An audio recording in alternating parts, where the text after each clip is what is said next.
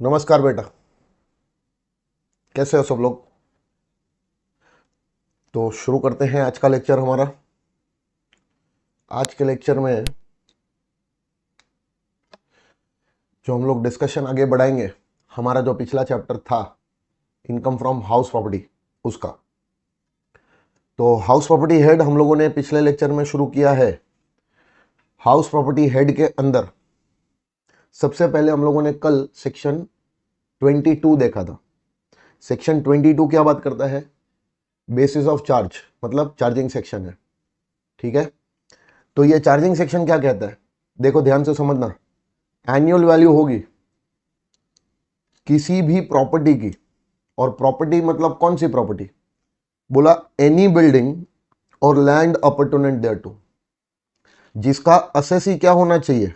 Owner होना चाहिए।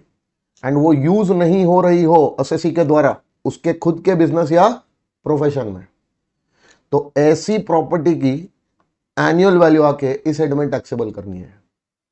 तो तीन कंडीशन है। पहली कंडीशन ये है कि एक प्रॉपर्टी होनी चाहिए which consist of any land और बिल्डिंग, नहीं, एनी बिल्डिंग और land opportunity to such building. मतलब तुम्हारे पास इन शॉर्ट अगर कहा जाए तो एक हाउस प्रॉपर्टी होनी चाहिए। क्या होनी चाहिए? House property. दूसरा, तुम उस हाउस प्रॉपर्टी के ओनर होने चाहिए।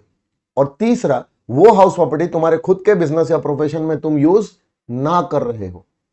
तो अगर ये तीनों कंडीशन फुलफिल हो जाती है तो तुमको उस हाउस प्रॉपर्टी को इस हेड में लाना है, और उस हाउस प्रॉपर्टी की एनुअल वैल्यू इस हेड में क्या करनी है? टैक्सेबल करनी है, जिसका डिस्कशन हमने पिछली बार किया था। हमने ये बोला था कि हाउस प्रॉपर्टी का मतलब क्या होता है, वो हम लोगों ने जानने की कोशिश की थी। तो हाउस प्रॉपर्टी का मतलब क्या होता है, सबसे पहले वो देखा था।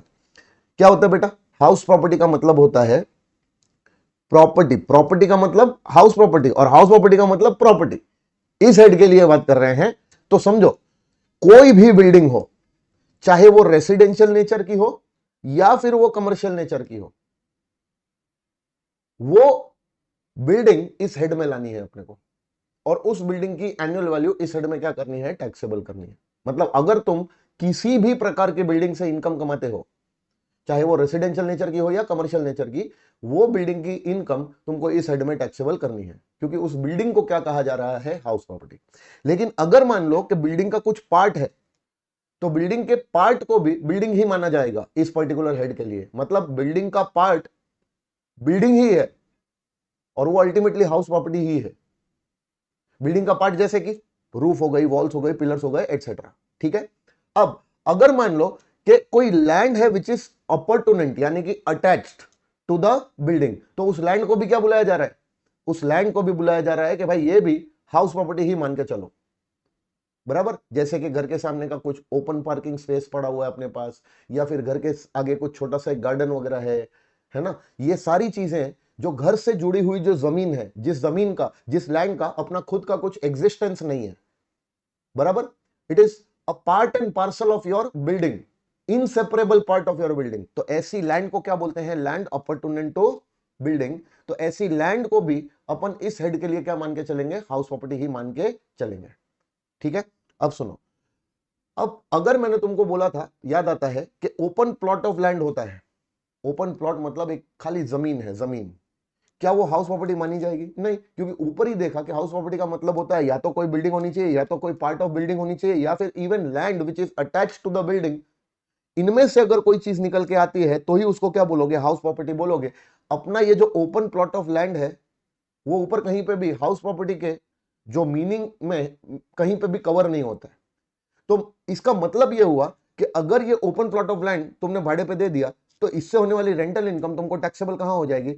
वो तुमको टैक्सेबल हो जाएगी इनकम फ्रॉम अदर सोर्सेस। तुम उसको हाउस प्रॉपर्टी हेड में टैक्सेबल नहीं कर सकते, क्योंकि हाउस प्रॉपर्टी हेड में टैक्सेबल होने के लिए तुम्हारे पास जो असेट है, तुम्हारे पास जो प्रॉपर्टी है, उसका हाउस प्रॉपर्टी होना जरूरी है, जबकि ये तो हाउस प्रॉपर्टी है ही नहीं।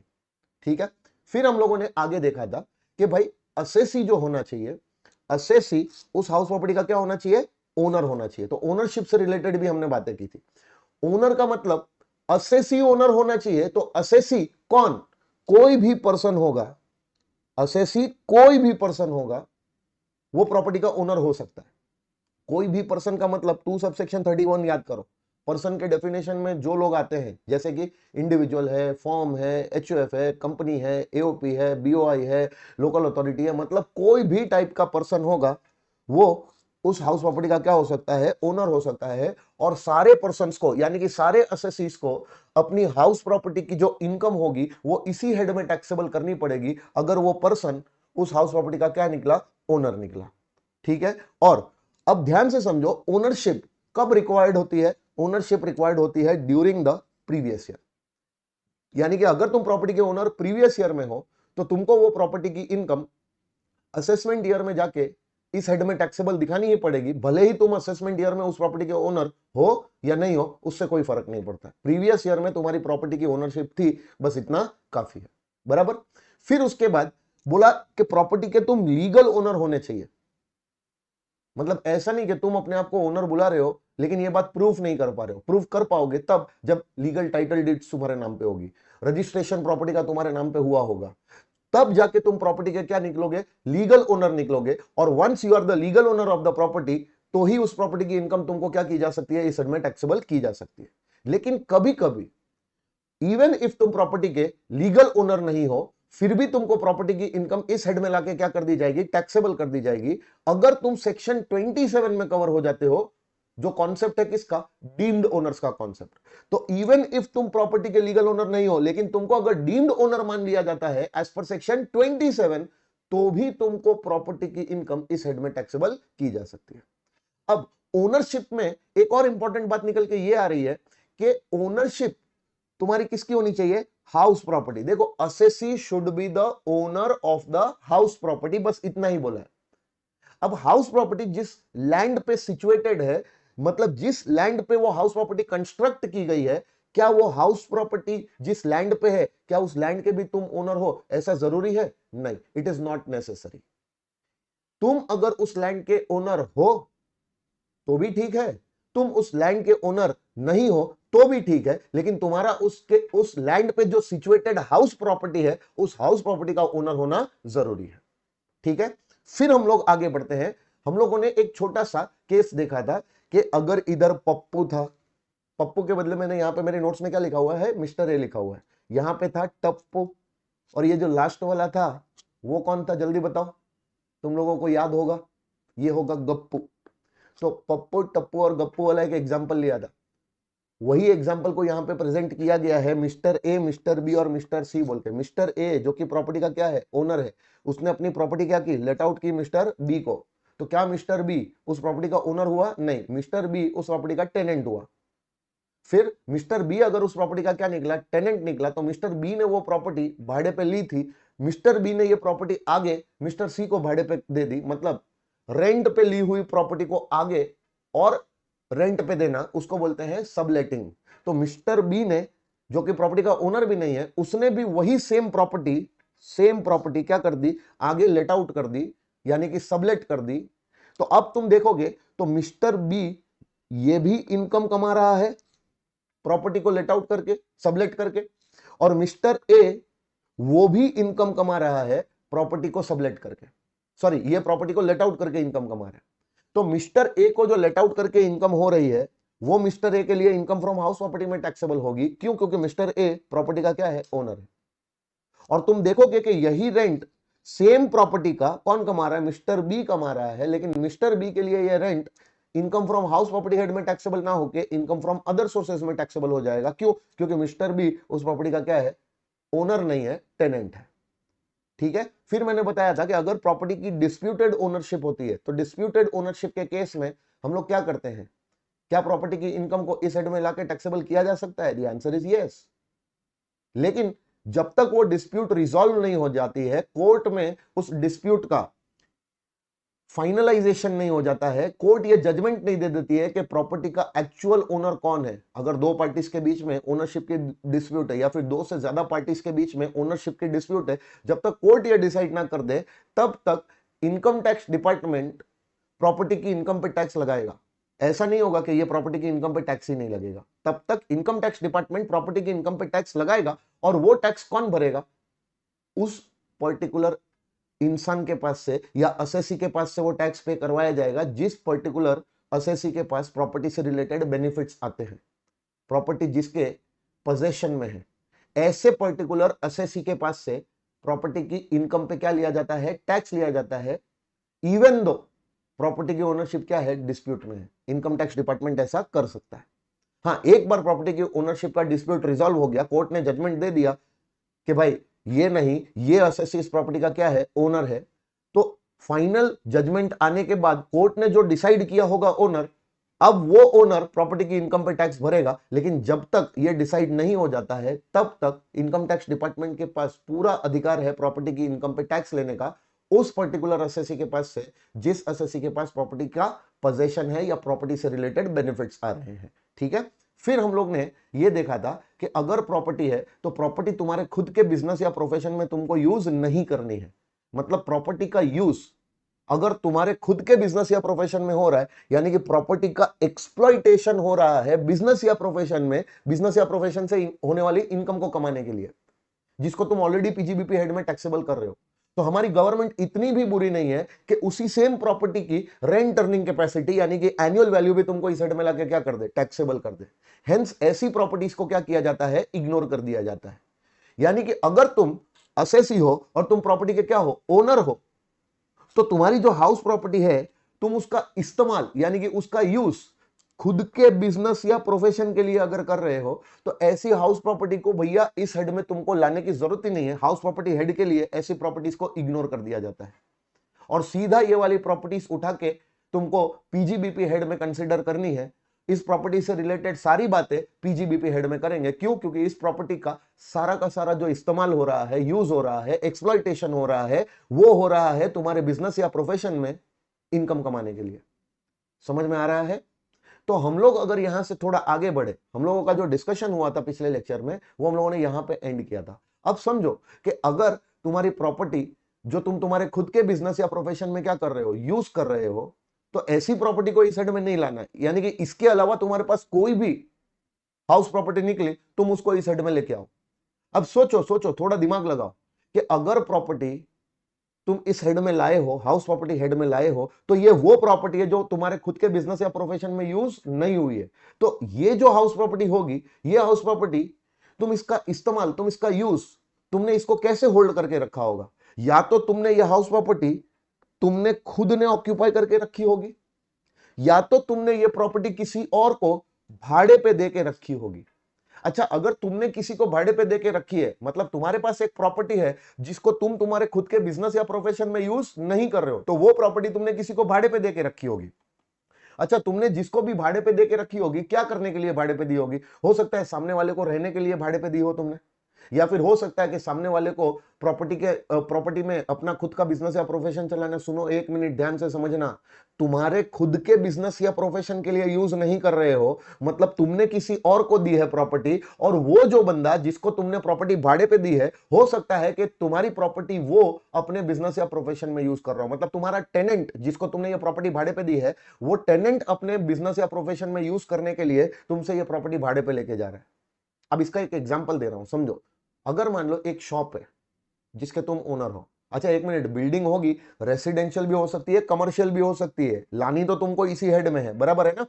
तो अगर मान लो कि एक शॉप है तुम्हारे पास, ये शॉप तुमने क्या किया है, अपने खुद के बिजनेस या प्रोफेशन में यूज किया, तो इस शॉप को यानी कि इस बिल्डिंग को यानी कि इस हाउस प्रॉपर्टी को इस हेड में लाने की जरूरत ही नहीं है। लेकिन अगर यही सेम शॉप तुमने किसी और को भाड़े पे दी है, और वो जो तुम्हारा टेनेंट है इस शॉप में अपना बिजनेस या प्रोफेशन कर रहा है, समझ में आ रहा है? तो उस पर्टिकुलर शॉप को तुम क्या मानोगे? तुम मानोगे कि तुम्हारे द्वारा ये शॉप यानी कि ये बिल्डिंग यानी कि ये हाउस प्रॉपर्टी तुमने क्या की हुई है, लेट आउट की हुई है, किसी और को दी है उसमें अपना बिजनेस या प्रोफेशन करने के लिए। तो हो सकता है कि जिसको तुम ये प्रॉपर्टी दे रहे हो, वो सामने वाला बंदा उस प्रॉपर्टी को रहने के लिए यूज करता हो, या फिर सामने वाला बंदा उस प्रॉपर्टी को अपने बिजनेस या प्रोफेशन में इस्तेमाल करता हो, या फिर कोई और भी पर्पस के लिए यूज कर सकता है। तुमको इसमें डिटेल में जाने की जरूरत नहीं है। तुम खाली इतना समझो कि क्या तुम्हारे पास एक हाउस प्रॉपर्टी है जिसके तुम मालिक हो? हाँ, तो वो प्रॉपर्टी जिसके तुम मालिक हो, क्या तुमने उसको अपने खुद के बिजनेस या प्रोफेशन में यूज किया है? नहीं। क्यों? क्योंकि तुमने उसको किसी और को दिया हुआ है भाड़े पे। तो वो जो प्रॉपर्टी जो तुमने भाड़े पे देके रखी हुई है, उस प्रॉपर्टी को चुपचाप से उठाओ और इस हेड में लेके आ जाओ। उस प्रॉपर्टी की एनुअल वैल्यू इस हेड में क्या करेंगे अपन, टैक्सेबल करेंगे। और उस प्रॉपर्टी को इस हेड में क्या माना जाएगा, लेट आउट प्रॉपर्टी माना जाएगा। क्या माना जाएगा, लेट आउट प्रॉपर्टी, LOP बुलाया जाएगा। आई होप ये क्लियर है, ठीक है। अब इसके बाद अगर हम लोग आगे बढ़ते हैं तो हो सकता है कि प्रॉपर्टी तुमने किसी और को ना दी हो, प्रॉपर्टी तुमने खुद के पास रखी हो, और खुद के पास रखी है प्रॉपर्टी, उसको क्या कहा जाता है, सेल्फ ऑक्यूपाइड। सेल्फ मतलब असेसी ने खुद ने वो प्रॉपर्टी ऑक्यूपाई करके रखी है। क्यों ऑक्यूपाई करके रखी है भाई, खुद के बिजनेस या प्रोफेशन के लिए नहीं, क्योंकि अगर खुद के बिजनेस या प्रोफेशन के लिए ऑक्यूपाई की होगी तो वो प्रॉपर्टी तो इस हेड में आएगी ही नहीं, वो प्रॉपर्टी तो इस हेड के बाहर ही रखनी है। तो तुमने ये प्रॉपर्टी खुद क्यों ऑक्यूपाई करके रखी होगी, हो सकता है खुद के पर्सनल यूज के लिए, पर्सनल रेसिडेंशियल यूज के लिए।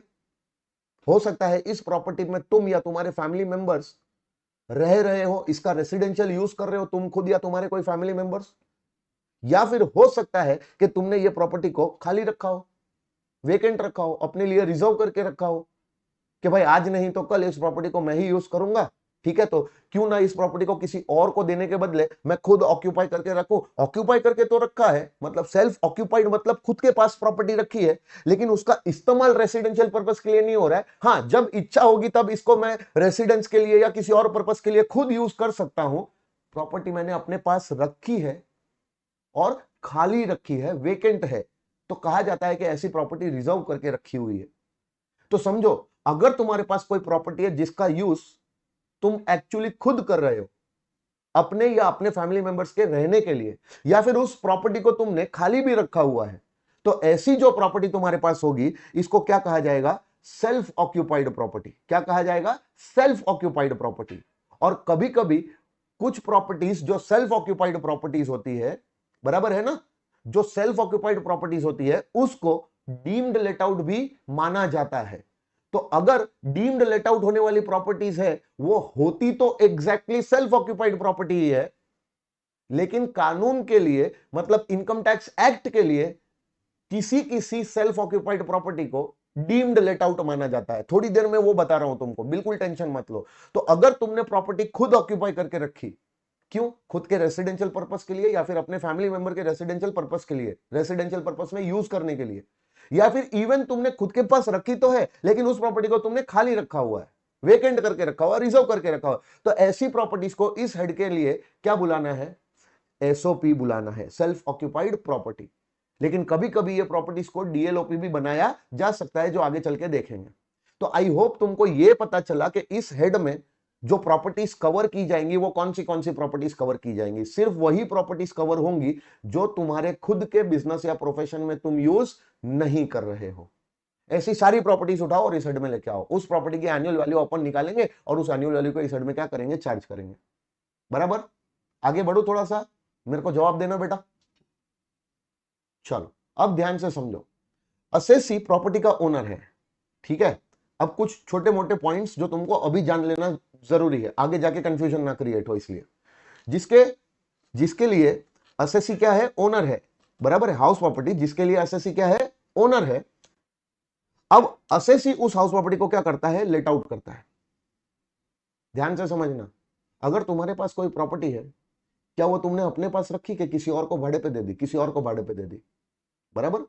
तो जब तुम तुम्हारी प्रॉपर्टी किसी और को भाड़े पे देते हो तो क्या भाड़े पे दिया जा रहा है in the course of your business और प्रोफेशन, मतलब तुम्हारे बिजनेस में ही ये प्रॉपर्टी यूज हो रही है, नहीं, तुम्हारे बिजनेस में डायरेक्टली ये प्रॉपर्टी यूज नहीं हो रही है, लेकिन हां इनडायरेक्टली यूज हो रही है। भाड़े पे देना तुम्हारे बिजनेस के लिए जरूरी था, तो कहा कि अगर तुमने प्रॉपर्टी लेट आउट की है एंड ये प्रॉपर्टी लेट आउट की है, और लेट आउट करना इज सप्लीमेंट्री और incidental to the business of the assessee. तो यूजुअली अभी थोड़ी देर पहले बताया था मैंने कि जब हाउस प्रॉपर्टी तुम अपने पास ना रख के किसी और को भाड़े पे देते हो तो ऐसी हाउस प्रॉपर्टी से होने वाली इनकम हाउस प्रॉपर्टी हेड में टैक्सेबल की जाएगी। ऐसी प्रॉपर्टी को लेट आउट प्रॉपर्टी माना जाएगा for the purpose of house property, right ना। लेकिन अगर मान लो कि तुमने प्रॉपर्टी को लेट आउट किया हुआ है, लेकिन लेट आउट किया है और letting out of such property is supplementary और incidental to the business of the assessee, मैं ऐसा बिजनेस कर रहा हूं तब जाके मेरे को प्रॉपर्टी लेट आउट करनी पड़ रही है, अगर ये बिजनेस ही ना कर रहा होता तो शायद ये प्रॉपर्टी लेट आउट होती ही नहीं। तो in the course of business और प्रोफेशन ये प्रॉपर्टी को मेरे को लेट आउट करने की जरूरत पड़ रही है। अब इसके एग्जाम्पल को अच्छे से समझना तो तुमको समझ में आएगा जो मैं कहने की कोशिश कर रहा हूं। मान लो एक बहुत बड़ी फैक्ट्री है, एसएससी की एक बहुत बड़ी फैक्ट्री है, ठीक है। अब ये फैक्ट्री जो है ये अपने आप में एक बिल्डिंग है, फैक्ट्री बिल्डिंग।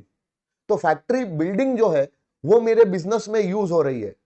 तो फैक्ट्री बिल्डिंग को मैं हाउस प्रॉपर्टी हेड में लेके ही नहीं आऊंगा, क्योंकि factory building is a house property, is a property which is used for the purpose of my business और प्रोफेशन, और ये डायरेक्टली मेरे बिजनेस में यूज हो रही है। जो फैक्ट्री है मतलब मेरा जो मैन्युफैक्चरिंग बिजनेस है, मैन्युफैक्चरिंग बिजनेस में डायरेक्टली यूज होने वाली ये बिल्डिंग है मेरी। लेकिन उस फैक्ट्री में काम करने के लिए मेरे पास बहुत सारे वर्कर्स हैं। अब मान लो फैक्ट्री मेरी बहुत दूर है, शहर से बहुत दूर है, तो वहां पे इतनी बड़ी फैक्ट्री चलानी है, तो मेरे को वहां पे इतनी बड़ी फैक्ट्री चलाने के लिए एम्प्लॉइज चाहिए, मेरे को वर्कर्स चाहिए, और वर्कर्स उतनी दूर आएंगे और आके काम करेंगे, तो उनके लिए मेरे को वहां पे रहने की व्यवस्था करके रखनी पड़ती है। तो मैंने क्या किया हुआ है, फैक्ट्री के ही पास में एक छोटी सी टाउनशिप बना के रखी है, बहुत सारे घर बनाए हैं उस टाउनशिप के अंदर, और उन घर का मैं क्या हूं, ओनर हूं। और बाद में उस सारे घरों को मैं क्या करता हूं, उन सारी प्रॉपर्टीज को मैं क्या करता हूं, मेरी फैक्ट्री में काम करने वाले जो वर्कर्स हैं, मेरी फैक्ट्री में जो काम करने वाले एम्प्लॉइज हैं, उनको मैं रहने के लिए देता हूं और बदले में एक छोटा मोटा रेंट उनसे वसूल करता हूं। तो तुम समझना, फैक्ट्री के बगल में जो मैंने टाउनशिप बनाई है और उस टाउनशिप में जितनी भी प्रॉपर्टीज है, क्या वो सारी प्रॉपर्टीज का ओनर मैं हूं? The answer is yes.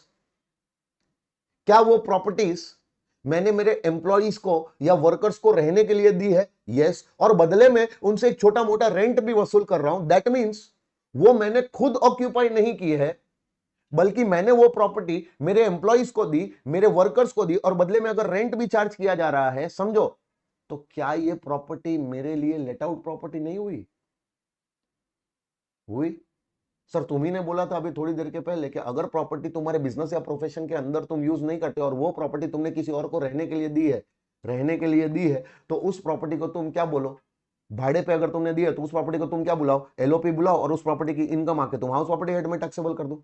तो सर ये तो वही प्रॉपर्टी निकली ना तुम्हारी जिसके तुम ओनर थे, बराबर। और उस प्रॉपर्टी को तुमने तुम्हारे एम्प्लॉइज को रहने के लिए दिया और बदले में एम्प्लॉइज से क्या ले रहे हो? रेंट ले रहे हो। मतलब ये भी तुम्हारी लेट आउट प्रॉपर्टी हो गई। अगर तुमने ऐसा बोला तो फंस जाओगे।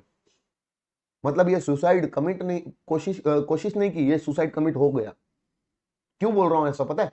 क्योंकि अगर तुमने ये प्रॉपर्टी तुम्हारे एम्प्लॉइज को रहने के लिए दी और भाड़ा वसूल किया, और अगर तुम इस रेंट को अब आके कहोगे कि हाउस प्रॉपर्टी हेड में टैक्सेबल किया जाए, ये प्रॉपर्टी अगर तुम हाउस प्रॉपर्टी हेड में लेके आए और इस रेंट को भी अगर तुम हाउस प्रॉपर्टी हेड में लेके आ गए, तो बेटा मिस्टेक हो जाएगी। क्योंकि रेंट पे प्रॉपर्टी को खरीदना और रेंट पे देना ये तुम्हारा इंटेंशन नहीं था। प्रॉपर्टी के रेंट अर्निंग कैपेसिटी को एक्सप्लॉइट करके रेंट कमाना ये तुम्हारा इंटेंशन नहीं था। तुम्हारा इंटेंशन था कि जहां पे मैं फैक्ट्री चला रहा हूं, फैक्ट्री चलाने में मतलब मेरा जो मैन्युफैक्चरिंग बिजनेस है, मैन्युफैक्चरिंग बिजनेस में जो ये फैक्ट्री जो मेरी चल रही है, वो फैक्ट्री चलाने के लिए मेरे को वहां पे एम्प्लॉइज को रखने की जरूरत है। और एम्प्लॉइज को रखने के लिए मैंने क्या किए हैं? घर बनाए हुए वहां पे, और उन घरों को अगर मैंने एम्प्लॉइज को रहने के लिए दिया है और बदले में एक मेरे को भाड़ा आया है, तो क्या बताओ, ये जो मैं भाड़ा कमा रहा हूं, प्रॉपर्टी की रेंट अर्निंग कैपेसिटी को एक्सप्लॉइट करके रेंट कमाने के इंटेंशन से ये भाड़ा कमा रहा हूं कि मेरे को वहां वो बिजनेस चलाना है, इसलिए वहां पे वो एम्प्लॉइज को रखना पड़ेगा, इसलिए मैंने वो प्रॉपर्टीज बनाई थी। और वो प्रॉपर्टीज को बना के अगर मैंने एम्प्लॉइज को रहने दिया वहां पे, तो बदले में अगर मैंने थोड़ा बहुत भाड़ा वसूल भी कर लिया, तो मेरा इंटेंशन यहां पे प्रॉपर्टी की रेंट अर्निंग कैपेसिटी को एक्सप्लॉइट करके रेंट कमाना नहीं था, बल्कि मेरा बिजनेस अच्छे से एफिशिएंटली और स्मूथली चलाना, ये मेरा इंटेंशन था। और इस इंटेंशन से मैंने वो प्रॉपर्टीज कंस्ट्रक्ट की थी और मेरे एम्प्लॉइज को रहने के लिए दी थी, और बदले में मेरे को छोटा मोटा एक रेंट का अमाउंट आ जा रहा है। तो समझो, अगर मैं ये बिजनेस कर ही ना रहा होता तो क्या मैं ये प्रॉपर्टीज बनाता? नहीं। और अगर ये प्रॉपर्टीज ही नहीं बनाता तो एम्प्लॉइज को रहने के लिए ही नहीं देता, और ये रेंट भी मैं वसूल नहीं कर रहा होता। तो ये रेंट की वसूली हो रही है क्योंकि मैंने इनको एम्प्लॉइज को रहने के लिए दिया है, और एम्प्लॉइज को रहने के लिए देना इसलिए पड़ रहा है क्योंकि मैं वो बिजनेस कर रहा हूं। अगर वो बिजनेस ही ना करता तो ये प्रॉपर्टीज मेरे को वहां पे बना के भाड़े पे देनी ही ना पड़ती, क्योंकि अल्टीमेटली मेरे को मेरा बिजनेस चलाने के लिए in the course of my business और माई प्रोफेशन ऐसी प्रॉपर्टीज रखनी पड़ी और मेरे एम्प्लॉइज को देनी पड़ी, और जिसके बदले में मेरे को एक रेंट आया। तो क्या बिजनेस या प्रोफेशन करते करते ही मेरे को एडिशनली एक ये वाली इनकम भी हो गई। हाँ, बिजनेस या प्रोफेशन करते करते मेरे को एक मेन इनकम तो होगी कि भाई उस फैक्ट्री में जो भी मैं मैन्युफैक्चर करूंगा उसको बेच के इनकम कमाऊंगा, वो मेरी होने वाली मेन इनकम। लेकिन उस इनकम को कमाते कमाते, यानी कि वो बिजनेस करते करते भी मैंने एक ये छोटी मोटी इनकम कमा ली, विच इज इंसिडेंटल और सप्लीमेंट्री टू माय बिजनेस। ये बिजनेस करने के दौरान ही मेरे को ऐसी इनकम हो रही है। प्रॉपर्टीज को एम्प्लॉइज को रहने के लिए दिया है और उससे मेरे को छोटा मोटा रेंट मिल रहा है। अगर ऐसा करता ही नहीं, ये बिजनेस हो ही नहीं रहा होता, तो कोई एम्प्लॉइज ही नहीं होते, और कोई एम्प्लॉइज ही नहीं होते तो उनको मैंने रहने के लिए घर दिए ही नहीं होते, और दिए ही नहीं होते तो मेरे को ये रेंट मिल ही नहीं रहा होता। तो ये रेंट मिल रहा है मेरे को मेरा ऐसा बिजनेस करने की वजह से। समझ में आ रहा है? तो इस रेंट को गलती से भी उठा के हाउस प्रॉपर्टी हेड में नहीं लाना है। इस रेंट को कहां ले जाना है बेटा? पीजीबीपी हेड में। कहां लेके जाना है? पीजीबीपी हेड में। आई होप ये क्लियर है। जल्दी बोलो, आगे बढ़ जाऊं।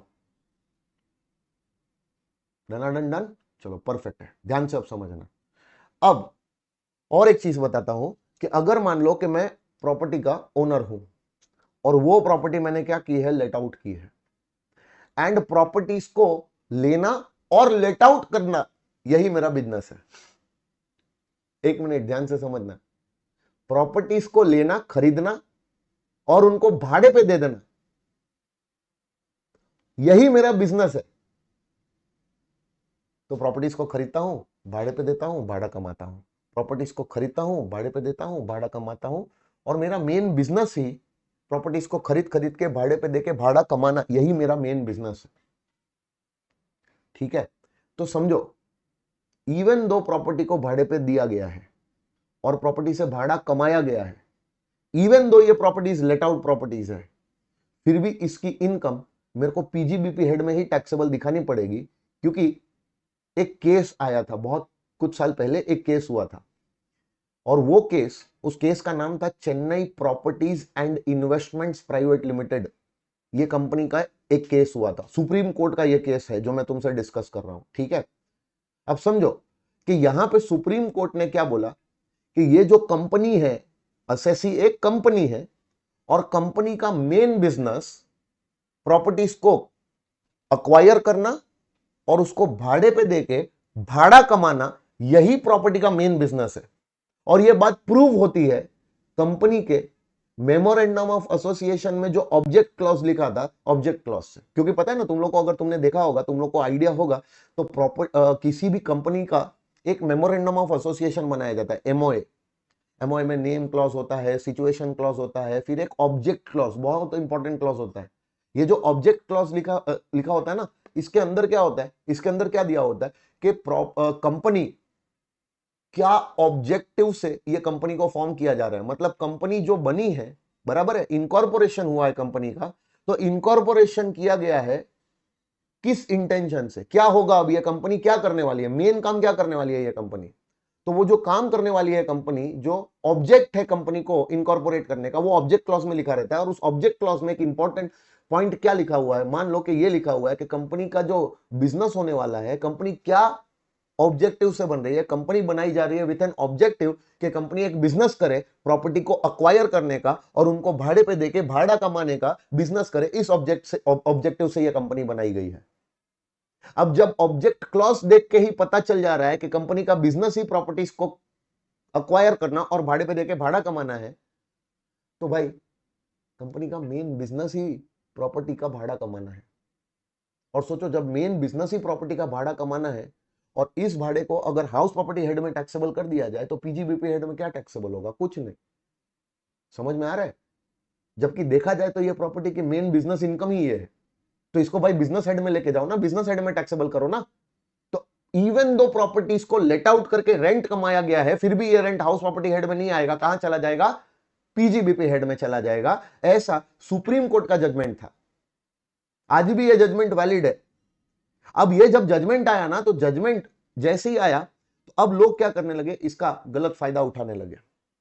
गलत फायदा उठाने लगे जैसे कि, अब समझो क्यों गलत फायदा उठाया जाता था, इसका भी मैं अब तुमको लॉजिक देता हूं। तब जाके यहां पे जो अमेंडमेंट आया ना, वो तुमको समझ में आएगा। ये अमेंडमेंट इस बार आया है, इंपॉर्टेंट पॉइंट है एग्जाम्स के लिए। ठीक है, ध्यान से समझना। अगर मान लो कि मेरे पास एक प्रॉपर्टी है या दो प्रॉपर्टी है या तीन प्रॉपर्टी, मेरे पास मल्टीपल प्रॉपर्टीज है, और वो प्रॉपर्टीज को अगर मैं भाड़े पे देता हूं और उससे रेंट कमाता हूं, तो ये मेरी लेट आउट प्रॉपर्टी है। लेट आउट प्रॉपर्टी का रेंट मेरे को हाउस प्रॉपर्टी हेड में क्या करना पड़ेगा, टैक्सेबल करना पड़ेगा। और जब इसको मैं हाउस प्रॉपर्टी हेड में टैक्सेबल करूंगा, तो हाउस प्रॉपर्टी हेड में से मेरे को जो इनकम होती है वहां से बहुत ही लिमिटेड डिडक्शंस मिलते हैं, खाली दो ही डिडक्शन मिलते हैं। एक तो 30% का स्टैंडर्ड डिडक्शन मिलता है, और दूसरा अगर घर के लिए मतलब इस प्रॉपर्टी के लिए मैंने हाउसिंग लोन लेके रखा था, तो हाउसिंग लोन का जो इंटरेस्ट है उस इंटरेस्ट का मेरे को डिडक्शन मिलता है। इसके अलावा मेरे को प्रॉपर्टी से रिलेटेड किसी भी खर्चों का डिडक्शन नहीं मिलता है। अब सोचो कि प्रॉपर्टी से अगर मैं इनकम कमा रहा हूं, रेंटल इनकम कमा रहा हूं, और उस रेंटल इनकम में से मेरे को खाली ये दो ही डिडक्शन मिल रहे हैं, मतलब लिमिटेड अमाउंट ऑफ डिडक्शन मिल रहे हैं, तो मेरा बड़ा अमाउंट, इनकम का बड़ा अमाउंट हाउस प्रॉपर्टी हेड में आके क्या हो जा रहा है, टैक्सेबल हो जा रहा है।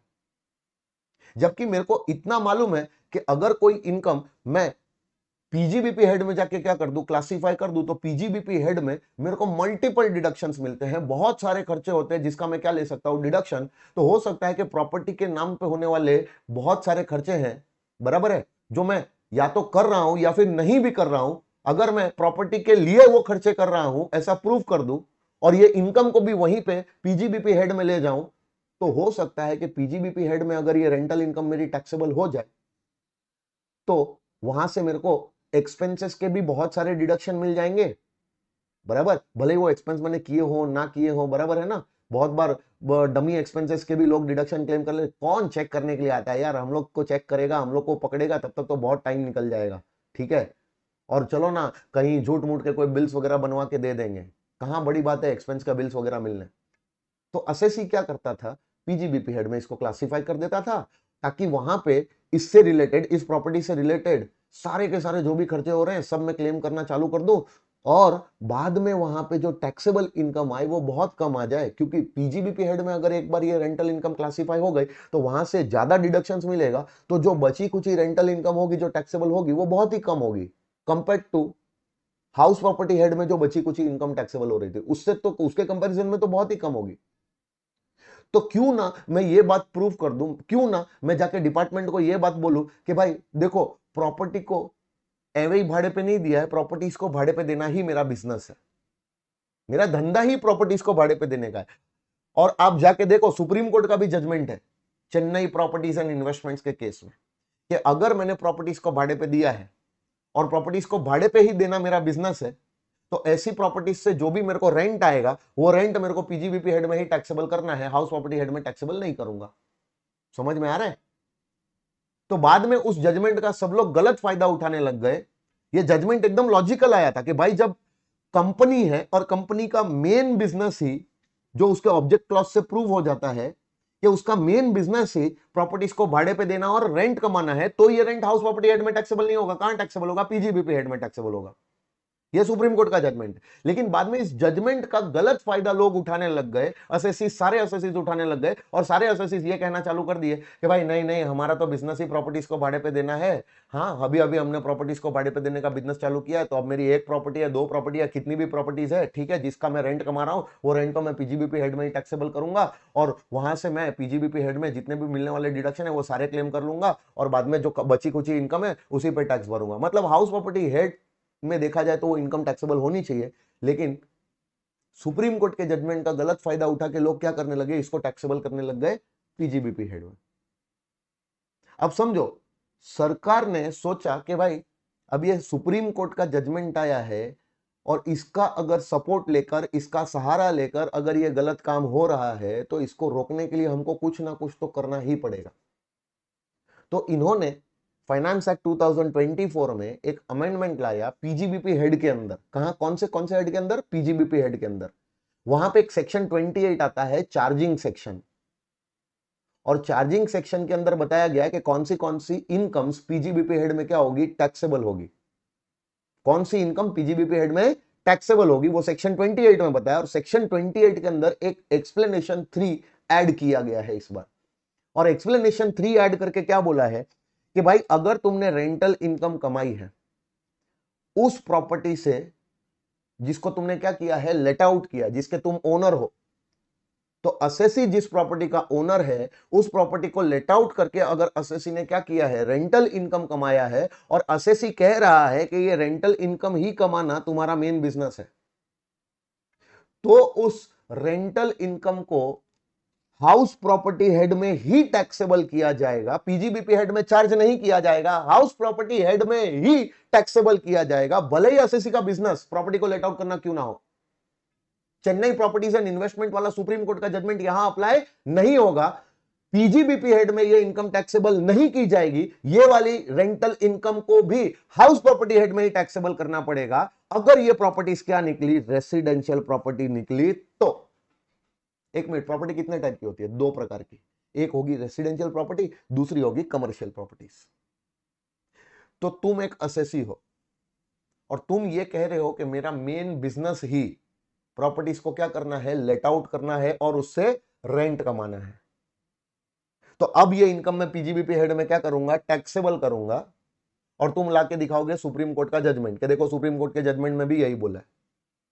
तो फिर भी तुम ऐसा नहीं कर पाओगे अगर तुम जो प्रॉपर्टीज का रेंट पीजीबीपी हेड में टैक्सेबल करने की कोशिश कर रहे हो वो प्रॉपर्टीज क्या निकली, रेसिडेंशियल प्रॉपर्टी निकली। तो कोई भी असेसी हो, अगर वो रेसिडेंशियल प्रॉपर्टीज को लेट आउट कर रहा है और ये लेट आउट करना ही उसका बिजनेस है, तो इससे आने वाला रेंट पीजीबीपी हेड में टैक्सेबल नहीं होगा, भले ही तुम ये क्यों ना कहते हो कि ये तुम्हारा बिजनेस है।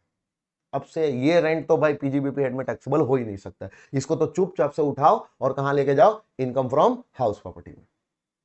लेकिन हां, अगर यही तुम्हारी प्रॉपर्टीज जो तुम लेट आउट कर रहे हो, वो लेट आउट की गई प्रॉपर्टीज क्या निकली, कमर्शियल प्रॉपर्टी निकली, और तुम अगर ये बात प्रूव कर देते हो कि कमर्शियल प्रॉपर्टीज को लेट आउट करना ही तुम्हारा क्या था, बिजनेस, जैसे बहुत सारे शॉप्स है, बहुत सारे गोडाउन्स है, या फिर अलग अलग टाइप की कमर्शियल प्रॉपर्टीज होती है, बराबर है, ऑफिस प्रीमाइसेस वगैरह है।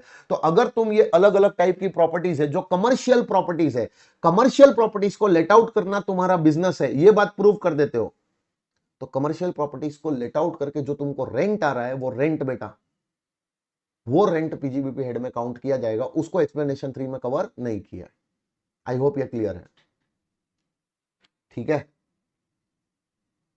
तो सुनो, अब थोड़ा इसका एक तुमको कंसोलिडेट करके समरी दे देता हूं। तुम असेसी हो, तुम प्रॉपर्टी के ओनर हो, क्या तुमने प्रॉपर्टी को लेट आउट किया है? हाँ। एंड जो प्रॉपर्टी तुमने लेट आउट की है, अगर वो तुम्हारे बिजनेस या प्रोफेशन के दौरान की जा रही है, बराबर है, मतलब लेट आउट करना इज सप्लीमेंट्री और incidental to your business, business करने के दौरान ऐसा बिजनेस कर रहे हो, इसीलिए ये प्रॉपर्टी लेट आउट हो रही है। प्रॉपर्टी को लेट आउट करके उससे रेंट कमाना ये इंटेंशन नहीं है, रेंट अर्निंग कैपेसिटी को एक्सप्लॉइट करके रेंट कमाना ये इंटेंशन नहीं है, बल्कि बिजनेस या प्रोफेशन करते करते ही ये प्रॉपर्टी लेट आउट पे चली गई और बदले में मेरे को छोटा मोटा रेंट आ गया, बराबर। तो ये पर्टिकुलर रेंट होगा वो हाउस प्रॉपर्टी हेड में टैक्सेबल ना होकर कहां टैक्सेबल होगा, house property, even though property क्या हो रही है, लेट आउट हो रही है। तो यहां पे याद रखना, लेट आउट प्रॉपर्टी का रेंट कभी कभी पीजीबीपी हेड में भी जा सकता है, और वो कभी कभी इस केस में भी जा सकता है और इस केस में भी जा सकता है, बराबर। चलो, अगर मान लो कि प्रॉपर्टी को लेट आउट कर रहे हो और लेट आउट करना ही तुम्हारा मेन बिजनेस है, तो उस प्रॉपर्टी की इनकम को हाउस प्रॉपर्टी हेड में ना लाके पीजीबीपी हेड में लेके जाना, अगर वो प्रॉपर्टीज क्या निकली, कमर्शियल प्रॉपर्टी निकली तो। लेकिन अगर लेट आउट करना ही तुम्हारा मेन बिजनेस है, प्रॉपर्टीज को लेट आउट करना और उससे रेंट कमाना यही तुम्हारा मेन बिजनेस है, तो अब जो रेंटल इनकम आ रही है उसको पीजीबीपी हेड में मत ले जाना, पीजीबीपी हेड में ये इनकम टैक्सेबल नहीं होगी अगर वो प्रॉपर्टीज क्या निकली, रेसिडेंशियल प्रॉपर्टीज। और ऐसा कहां लिखा हुआ है, नया नया अमेंडमेंट आया है, एक्सप्लेनेशन नंबर 3 टू सेक्शन 28। तो ये बताना बहुत जरूरी है, बहुत जरूरी है, बहुत जरूरी है, और तुमको ये आना भी चाहिए, क्योंकि हो सकता है एग्जामिनेशन में एक छोटा सा एडजस्टमेंट डाल दे भाई, तुम्हारे सामने एक छोटा सा केस या एडजस्टमेंट डाल दे, क्या कि भाई ऐसा ऐसा ऐसा ऐसा हुआ है और प्रॉपर्टी लेट आउट हुई है, बताओ प्रॉपर्टी से होने वाला जो रेंट है वो कौन से हेड में टैक्सेबल होगा।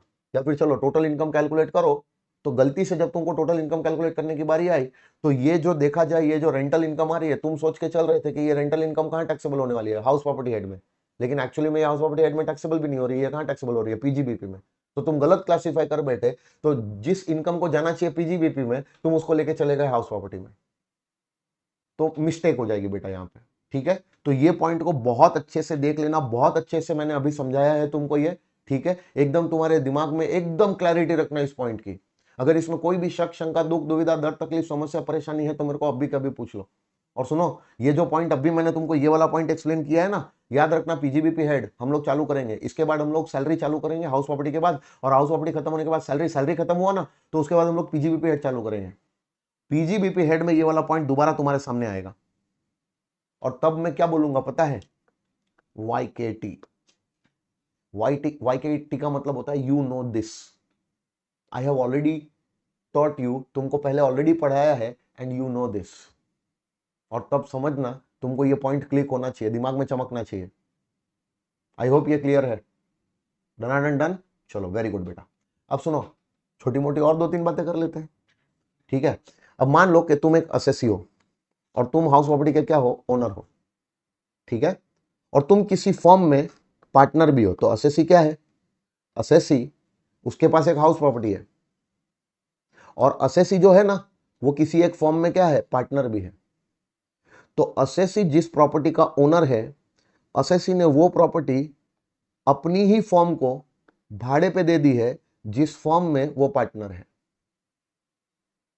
तो मेरे को एक सिंपल सा क्वेश्चन बताओ, सिंपल से क्वेश्चन का आंसर बताओ कि अगर तुमने वो प्रॉपर्टी उसी फॉर्म को भाड़े पे दी है जिस फॉर्म में तुम क्या हो? पार्टनर, तो क्या तुम ये कह सकते हो कि प्रॉपर्टी में मेरे पार्टनरशिप बिजनेस में यूज कर रहा हूं, मतलब मेरे बिजनेस या प्रोफेशन में यूज हो रही है? क्या तुम ऐसा कह सकते हो?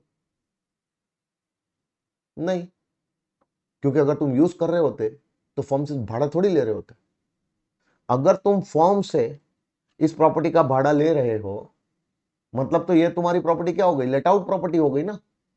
अगर तुमने यही भाड़ा किसी और से लिया होता तो प्रॉपर्टी को लेट आउट प्रॉपर्टी बोल के हाउस प्रॉपर्टी हेड में तो टैक्सेबल दिखाते। तो अब इससे क्या ही फर्क पड़ जाता है कि ये प्रॉपर्टी तुमने भाड़े पे दी है उस फॉर्म को जिस फॉर्म में तुम क्या हो? पार्टनर। कोई फर्क नहीं पड़ेगा। और तुम ऐसा तो बिल्कुल मत कहना कि तुम ये प्रॉपर्टी अपने खुद के बिजनेस या प्रोफेशन में यूज कर रहे हो, खुद के पार्टनरशिप बिजनेस में यूज कर रहे हो। अगर ये बात होती तो क्या तुम भाड़ा ले रहे होते? नहीं ले रहे होते।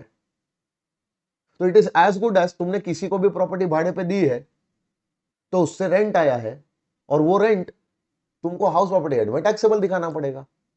तो इस प्रॉपर्टी को तुम्हें हाउस प्रॉपर्टी हेड में कंसीडर करना पड़ेगा, और इसका जो रेंटल इनकम है वो भी तुमको हाउस प्रॉपर्टी हेड में टैक्सेबल दिखाना पड़ेगा। ये प्रॉपर्टी तुमको हाउस प्रॉपर्टी हेड में एलओपी यानी कि लेट आउट प्रॉपर्टी बोल के कंसीडर करनी पड़ेगी, भले ही ये प्रॉपर्टी तुमने उस फॉर्म को क्यों ना दी हो जिस फॉर्म में तुम क्या हो? पार्टनर। बराबर। तो अब यहां पे तुमको एक डाउट आना चाहिए। क्या डाउट आ रहा है? जल्दी बोलो, तो मेरे को पता चले कि तुम लोग जाग रहे हो।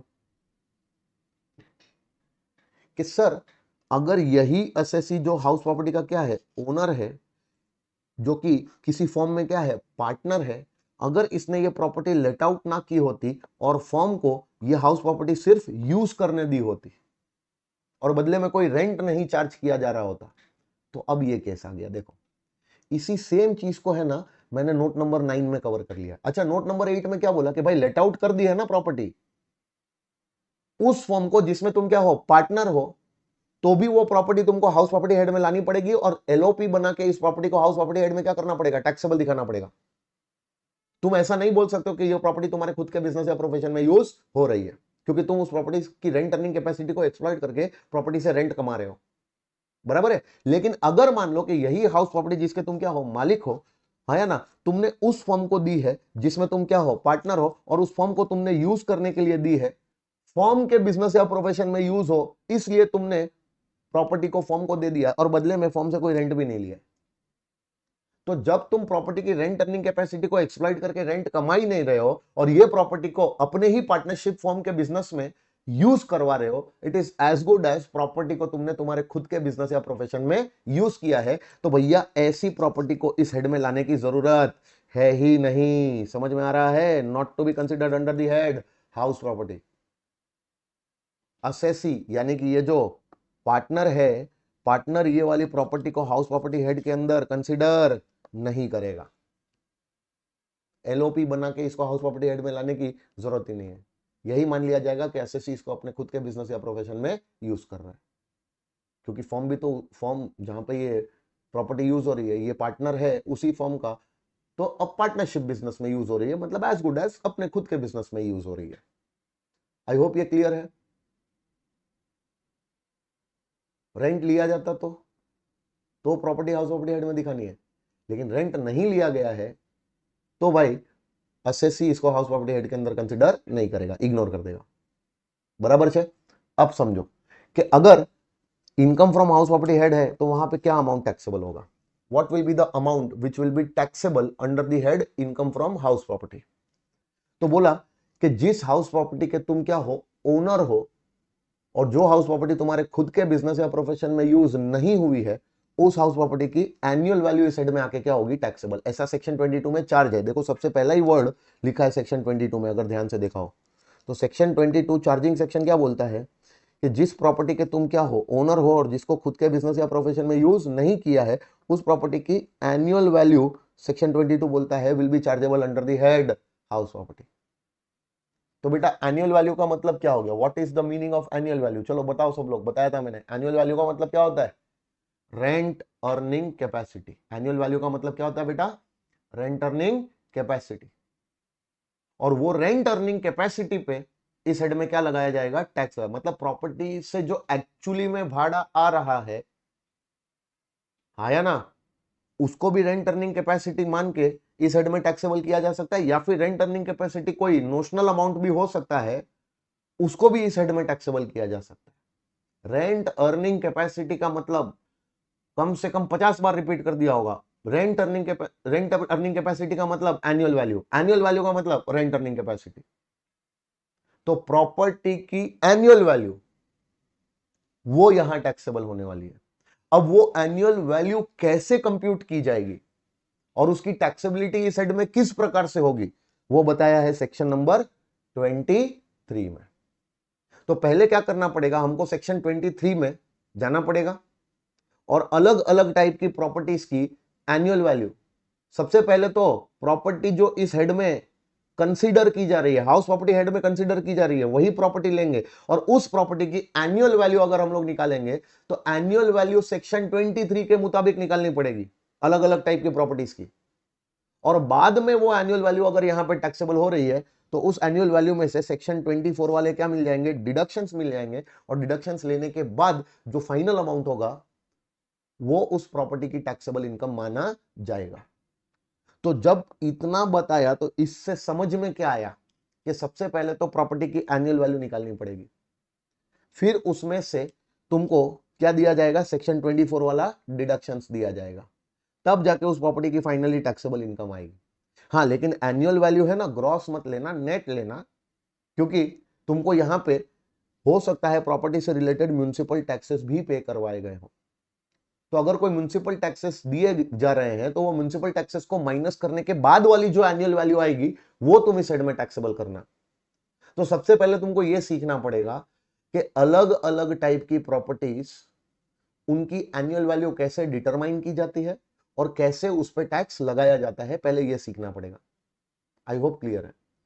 फिर तुमको यह बताया जाएगा कि अगर प्रॉपर्टी की एनुअल वैल्यू है जो इस हेड में क्या हो रही है, टैक्सेबल हो रही है, तो उसमें से म्युनिसिपल टैक्स तुम माइनस कर लेना। तो म्युनिसिपल टैक्स क्या होते हैं, कब माइनस किए जाएंगे, कैसे माइनस किए जाएंगे, बराबर, ये सारा हम लोग सीखेंगे।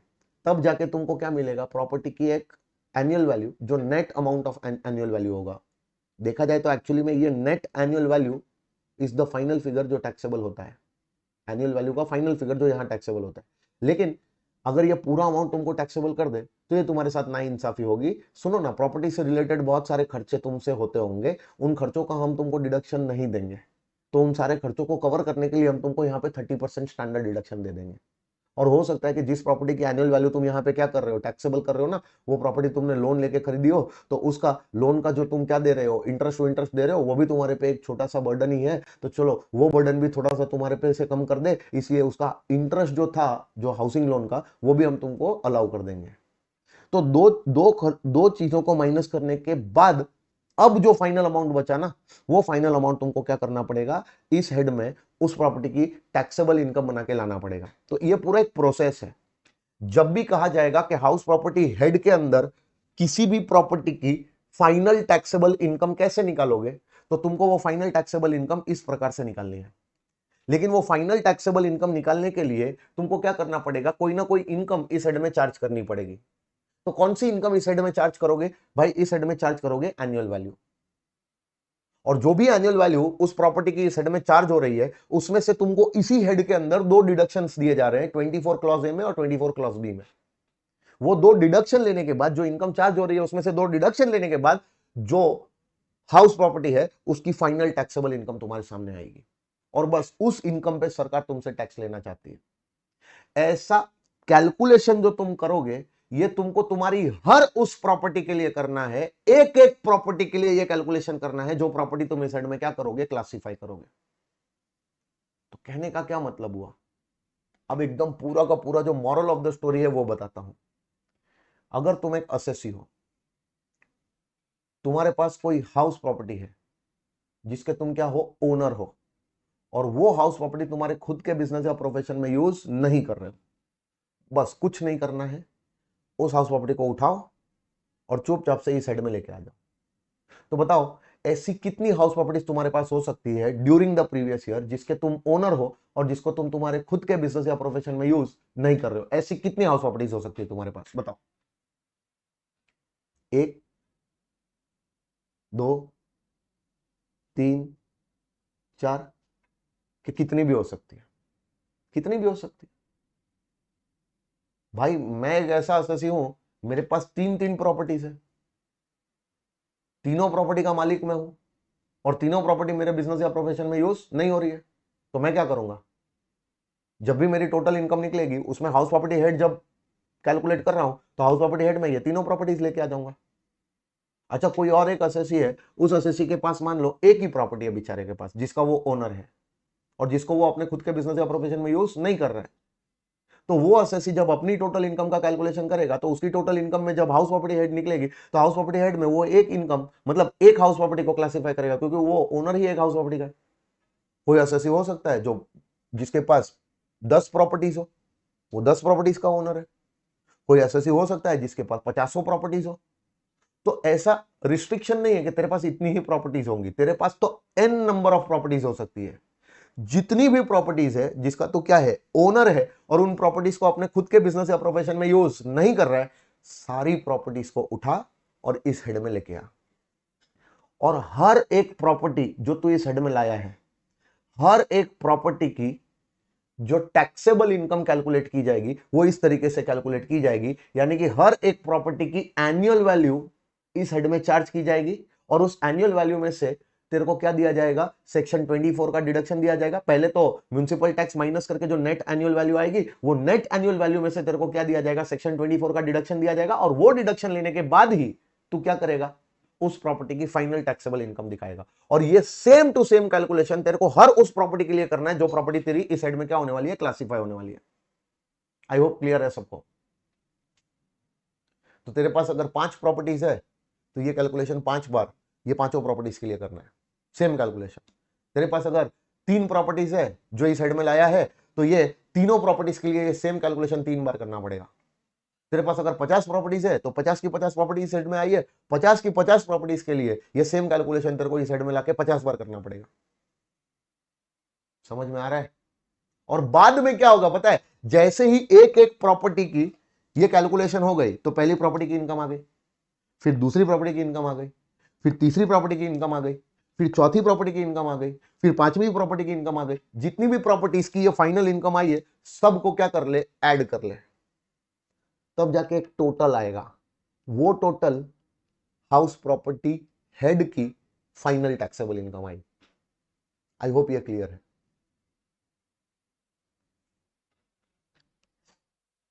बोलना तो आगे बढ़ता हूं,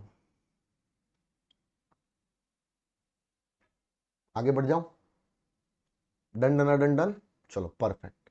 अब समझो बेटा, अगर मैं ये कह रहा हूं कि gross annual value, annual value पहले तो ग्रॉस अमाउंट आएगा उसका, फिर उसमें से तुमको क्या मिलेगा, म्युनिसिपल टैक्सेस जो ड्यूरिंग द प्रीवियस ईयर तुमने पे किए होंगे उसका तुमको क्या मिल जाएगा, डिडक्शन। मतलब पहले म्युनिसिपल टैक्स उसमें से माइनस हो जाएगा, तब जाके तुम्हारे पास एक अमाउंट आएगा नेट एनुअल वैल्यू का।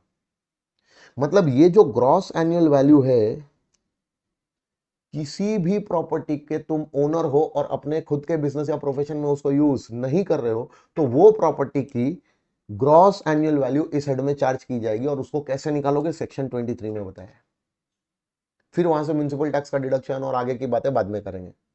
तो तुम्हारा सबसे पहला टारगेट क्या होना चाहिए पता है, कि किसी भी प्रॉपर्टी की ग्रॉस एनुअल वैल्यू कैसे कैलकुलेट की जाती है। अब उसके लिए तुमको क्या करना है, सेक्शन 23 में जाना है। 23 तुमको बताएगा कि what is the taxability of gross annual value and how that will be computed. वो सेक्शन 23 में बताया। अब समझो, तुम्हारे पास जितनी भी प्रॉपर्टीज है जो तुम इस हेड में लाए हो, क्या हर एक प्रॉपर्टी की एनुअल वैल्यू तुमको यहां टैक्सेबल होगी? और सबका कैलकुलेशन क्या सेम तरीके से होने वाला है? तो समझो, पहले देखो कि तुम्हारे पास प्रॉपर्टी कौन सी हो सकती है। इस हेड में जो क्लासिफाई हुई है ना प्रॉपर्टी, वो प्रॉपर्टी की अलग अलग कैटेगरीज आती है। हो सकता है कि जो प्रॉपर्टीज तुम यहां पे लाए हो वो तुमने लेट आउट करके रखी हुई थी। प्रॉपर्टी जिसके तुम ओनर हो, जिसको बिजनेस या प्रोफेशन में यूज नहीं किया है, तो तुमने क्या किया होगा, प्रॉपर्टी को लेट आउट किया होगा ना। तो वो लेट आउट प्रॉपर्टीज को तुम इस हेड में लाए हो, तो लेट आउट प्रॉपर्टीज की एनुअल वैल्यू कैसे कंप्यूट करोगे? फिर हो सकता है कि कोई प्रॉपर्टी तुमने लेट आउट ना की हो, खुद ऑक्यूपाई करके रखी हो अपने या अपने फैमिली मेंबर के रेसिडेंशियल यूज में लाने के लिए, या फिर वेकेंट रखी है। तो ऐसी प्रॉपर्टीज जिनको कहा जाता है सेल्फ ऑक्यूपाइड प्रॉपर्टी, खुद वो प्रॉपर्टी तुमने ऑक्यूपाई करके रखी है, सेल्फ ऑक्यूपाइड प्रॉपर्टीज। वो सेल्फ ऑक्यूपाइड प्रॉपर्टीज की एनुअल वैल्यू कैसे निकालोगे, वो इसके बाद सीखोगे। फिर सेल्फ ऑक्यूपाइड प्रॉपर्टीज की एनुअल वैल्यू एग्जेम्प्ट होती है। सारी सेल्फ ऑक्यूपाइड प्रॉपर्टीज नहीं, मैक्सिमम 2। तो जो बची कुछ सेल्फ ऑक्यूपाइड प्रॉपर्टी है जिसकी एनुअल वैल्यू एग्जेम्प्ट नहीं हुई, उनको डीम्ड लेट आउट प्रॉपर्टीज बुलाया जाएगा। तो उनकी एनुअल वैल्यू टैक्सेबल की जाएगी, लेकिन वो कंप्यूट कैसे की जाएगी? फिर हो सकता है कि तुम्हारे पास एक प्रॉपर्टी है जो पार्ट ऑफ द ईयर के लिए तुमने लेट आउट करके रखी है, and part of the year के लिए वो सेल्फ ऑक्यूपाई करके रखी है। मतलब प्रॉपर्टी एक ही है। क्या तुमने सिर्फ लेट आउट किया है? नहीं। क्या तुमने उसको सिर्फ सेल्फ ऑक्यूपाई करके रखा है ड्यूरिंग द ईयर? नहीं। तुमने उस प्रॉपर्टी को ड्यूरिंग द ईयर कुछ समय के लिए लेट आउट करके रखा है, एंड कुछ समय के लिए सेम प्रॉपर्टी तुमने सेल्फ ऑक्यूपाई करके रखी हुई है। तो क्या इस प्रॉपर्टी को during the previous year let out माना जाए, या सेल्फ ऑक्यूपाइड माना जाए, या दोनों माना जाए? और इस प्रॉपर्टी की एनुअल वैल्यू कैसे निकाली जाए, और कैसे उस पर टैक्स भरवाया जाए? अगर कोई ऐसी प्रॉपर्टी है जो स्टॉक इन ट्रेड है, तो वो स्टॉक इन ट्रेड बोल के जो प्रॉपर्टी है, उस प्रॉपर्टी की क्या एनुअल वैल्यू इस हेड में टैक्सेबल होगी? और अगर होगी तो कैसे निकाली जाएगी? ये सारी बातें हमको अब एक एक करके करनी है। तो अब हम लोग क्या करने वाले पता है, एक एक करके प्रॉपर्टीज उठाएंगे। तो हमको करना कुछ नहीं है, हमको जो भी प्रॉपर्टीज हमने हाउस प्रॉपर्टी हेड में क्लासिफाई की है ना, जिसके हम ओनर थे, बिजनेस या प्रोफेशन में यूज नहीं कर रहे थे, हर एक प्रॉपर्टी को अब हमको ये अलग अलग कैटेगरीज में क्लासिफाई करना है। तो पहले क्वेश्चन से ढूंढना है कि क्या किसी हाउस प्रॉपर्टी की बात हो रही है? हाँ। क्या एसएससी उस प्रॉपर्टी का ओनर है? हाँ। क्या एसएससी उसको अपने बिजनेस या प्रोफेशन में यूज कर रहा है? नहीं। तो बस अब इस प्रॉपर्टी को मैं जो बताऊंगा वैसी कैटेगरीज में क्लासिफाई कर देना। क्या क्या क्लासिफिकेशन आएगा ध्यान से समझना। सबसे पहले वो प्रॉपर्टी या तो लेट आउट होगी, तो category number 1 let out property. दूसरी, वो प्रॉपर्टी सेल्फ ऑक्यूपाइड होगी, category number 2 self occupied properties. बराबर। कुछ प्रॉपर्टीज सेल्फ ऑक्यूपाइड प्रॉपर्टीज बोल के उनकी एनुअल वैल्यू क्या हो जाएगी, एग्जाम। लेकिन कुछ सेल्फ ऑक्यूपाइड प्रॉपर्टीज जिनकी एनुअल वैल्यू एग्जाम नहीं हुई, तो वो तीसरी कैटेगरी में चली जाएगी, डीम्ड लेट आउट प्रॉपर्टीज। कौन सी? Deemed let out properties. कुछ प्रॉपर्टीज ऐसी निकलेंगी, कुछ प्रॉपर्टीज यानी कि चौथी कैटेगरी बता रहा हूं, कुछ प्रॉपर्टीज ऐसी निकलेगी जो पार्टली लेट आउट है, पार्टली सेल्फ ऑक्यूपाइड है। यानी कि कुछ समय के लिए लेट आउट है, कुछ समय के लिए सेल्फ ऑक्यूपाइड है। तो partly let out, partly self occupied based on time. और यहां पे एक और कॉन्सेप्ट करेंगे, चौथी कैटेगरी में एक और कॉन्सेप्ट करेंगे, उस कॉन्सेप्ट को बोलेंगे partly let out, partly self occupied based on area. क्योंकि जरूरी नहीं है कि प्रॉपर्टी समय के हिसाब से ही partly let out, partly self occupied हो सकता है प्रॉपर्टी एरिया के हिसाब से भी partly let out, partly self occupied हो। तो कहने का मतलब यह हो गया कि मान लो तुम्हारे पास एक प्रॉपर्टी है जिसमें ग्राउंड फ्लोर भी है और फर्स्ट फ्लोर भी है। हाउस प्रॉपर्टी एक ही है, लेकिन वो हाउस प्रॉपर्टी के ग्राउंड फ्लोर बोल के कुछ हिस्सा है, और उसी प्रॉपर्टी का फर्स्ट फ्लोर बोल के कुछ हिस्सा है। और वो पूरी प्रॉपर्टी ना तुमने लेट आउट किया, ना सेल्फ ऑक्यूपाई किया, पूरी प्रॉपर्टी। तुमने उस प्रॉपर्टी का कुछ पार्ट लेट आउट करके रखा हुआ है एंड उसी प्रॉपर्टी का कुछ पार्ट तुमने सेल्फ ऑक्यूपाई करके रखा है। मतलब प्रॉपर्टी का पार्ट लेट आउट हो रहा है एंड उसी प्रॉपर्टी का कुछ पार्ट सेल्फ ऑक्यूपाई हो रहा है। मतलब ये भी partly let out partly self occupied ही है, but this is not based on time, this is based on area. हम partly let out partly self occupied बुला रहे हैं।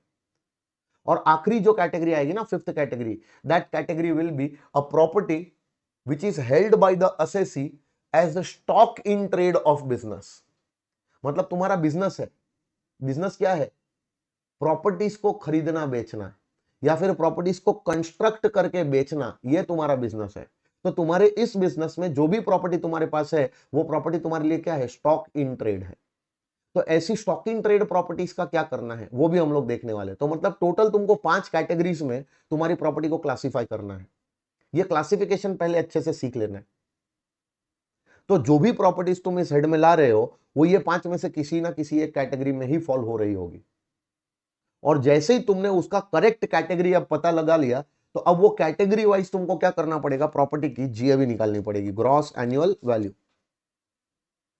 जिसको या तो टैक्सेबल किया जाएगा, हो सकता है ग्रॉस एनुअल वैल्यू निकालने की जरूरत भी ना पड़े क्योंकि वो एग्जाम्प्ट हो रही होगी, देखेंगे।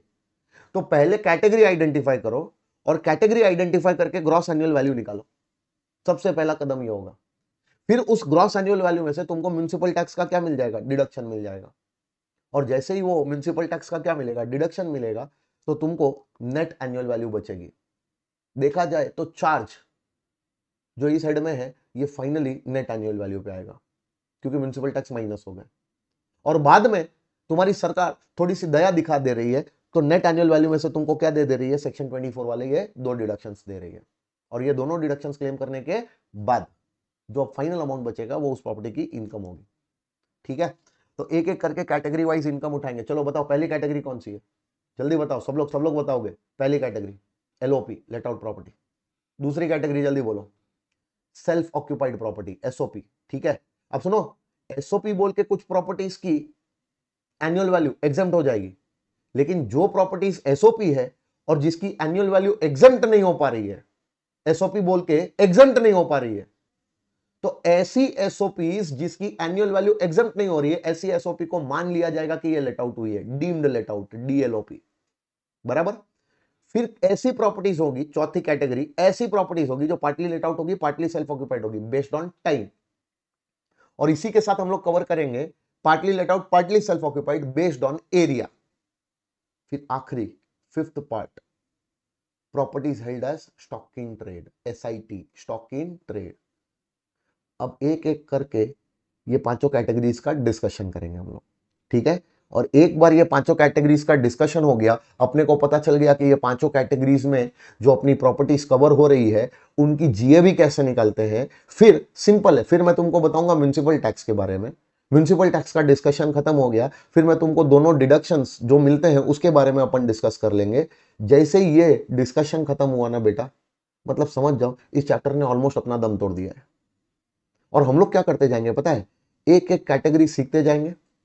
बराबर है, एक एक कैटेगरी सीखेंगे। पहले तो मैं तुमको ये पूरे कैलकुलेशन से एकदम कंफर्टेबल करवा दूंगा। ठीक है, और एक बार जैसे ही तुम इस कैलकुलेशन से क्या हो गए, कंफर्टेबल हो गए ना, फिर हम लोग क्या करेंगे, जैसे जैसे कॉन्सेप्ट आता जाएगा, कैटेगरीज आती जाएगी, उस कैटेगरीज में कवर होने वाली जो प्रॉपर्टीज है उसका पहले पूरा डिस्कशन करेंगे। फिर उसी के जो रेलेवेंट क्वेश्चन है ना वो क्वेश्चन भी साथ में सॉल्व करेंगे। तो मतलब कॉन्सेप्ट और कॉन्सेप्ट से रिलेटेड क्वेश्चन, कॉन्सेप्ट कॉन्सेप्ट से रिलेटेड क्वेश्चन, कॉन्सेप्ट कॉन्सेप्ट से रिलेटेड क्वेश्चन।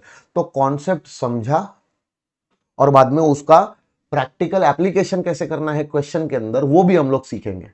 सो दैट वो कॉन्सेप्ट है ना तभी के तभी एकदम तुमको ये हो जाए। अब पूरा का पूरा चैप्टर पढ़ा दो और उसके बाद में तुमको क्वेश्चंस करवाओ तो कोई मतलब नहीं बनेगा। तो क्या करते जाएंगे, कॉन्सेप्ट्स करते जाएंगे, क्वेश्चंस करते जाएंगे, कॉन्सेप्ट करते जाएंगे, क्वेश्चंस करते जाएंगे। ठीक है, चलो सबसे पहले हम लोग काम करेंगे, हम लोग लेट आउट प्रॉपर्टी की एनुअल वैल्यू कैसे निकालते हैं वो सीखेंगे। बराबर है, तो ये जो फॉर्मेट दिया है ना, ये फॉर्मेट तुमको एकदम तुम्हारी खोपड़ी में सेट कर लेना है। कैसे? देखो, फॉर्मेट को याद रख लो, एकदम बाय हार्ट कर लेना ये फॉर्मेट। ठीक है, एग्जाम में अगर लेट आउट प्रॉपर्टी दिखी या क्वेश्चन में अगर लेट आउट प्रॉपर्टी दिखी तो चुपचाप से उसकी एनुअल वैल्यू कैलकुलेट करने के लिए ये फॉर्मेट चिपका देने का। सबसे पहले उस प्रॉपर्टी की म्युनिसिपल वैल्यू, देखो मैंने शॉर्टकट में लिखा है, एक एक चीज का मीनिंग बताऊंगा, पहले तुम समझो। MV मतलब म्युनिसिपल वैल्यू, FR मतलब फेयर रेंट, SR मतलब स्टैंडर्ड रेंट। ठीक है, फिर ए आर मतलब एक्चुअल रेंट और यू आर मतलब unrealised rent. Municipal value, fair rent, standard rent, actual rent और अनरियलाइज्ड रेंट। इन सारी चीजों को मैंने यहां पे शॉर्ट में लिखा हुआ है, ठीक है। तो तुमको क्या करना है, प्रॉपर्टी की म्युनिसिपल वैल्यू कंसीडर करनी है। उस म्युनिसिपल वैल्यू को कंपेयर करोगे फेयर रेंट के साथ। तो ए में लिखना है म्युनिसिपल वैल्यू, बी में लिखना है फेयर रेंट, तो विच एवर इज हायर वो बनेगा सी। तो या तो म्युनिसिपल वैल्यू या तो फेयर रेंट, दोनों में से जो भी हायर अमाउंट है वो बनेगा सी। अब सी में जो हायर अमाउंट आया उस अमाउंट को कंपेयर करना स्टैंडर्ड रेंट के साथ। डी इज स्टैंडर्ड रेंट, तो स्टैंडर्ड रेंट को कंपेयर करोगे सी में जो हायर अमाउंट आया ना उसके साथ। तो या तो हायर अमाउंट या तो स्टैंडर्ड रेंट, इन दोनों में से जो लोअर अमाउंट होगा, या तो जो तुमने हायर अमाउंट निकाला होगा म्युनिसिपल वैल्यू और fair rent, which ever is higher, उस हायर अमाउंट को कंपेयर करना स्टैंडर्ड रेंट के साथ। तो हायर अमाउंट या फिर स्टैंडर्ड रेंट, इन दोनों में से लोअर अमाउंट लेना है अपने को।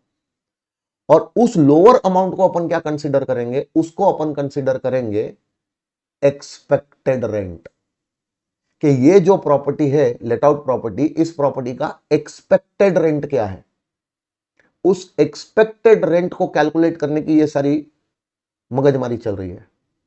एक्सपेक्टेड रेंट बाद में कंपेयर किया जाएगा एक्चुअल रेंट के साथ,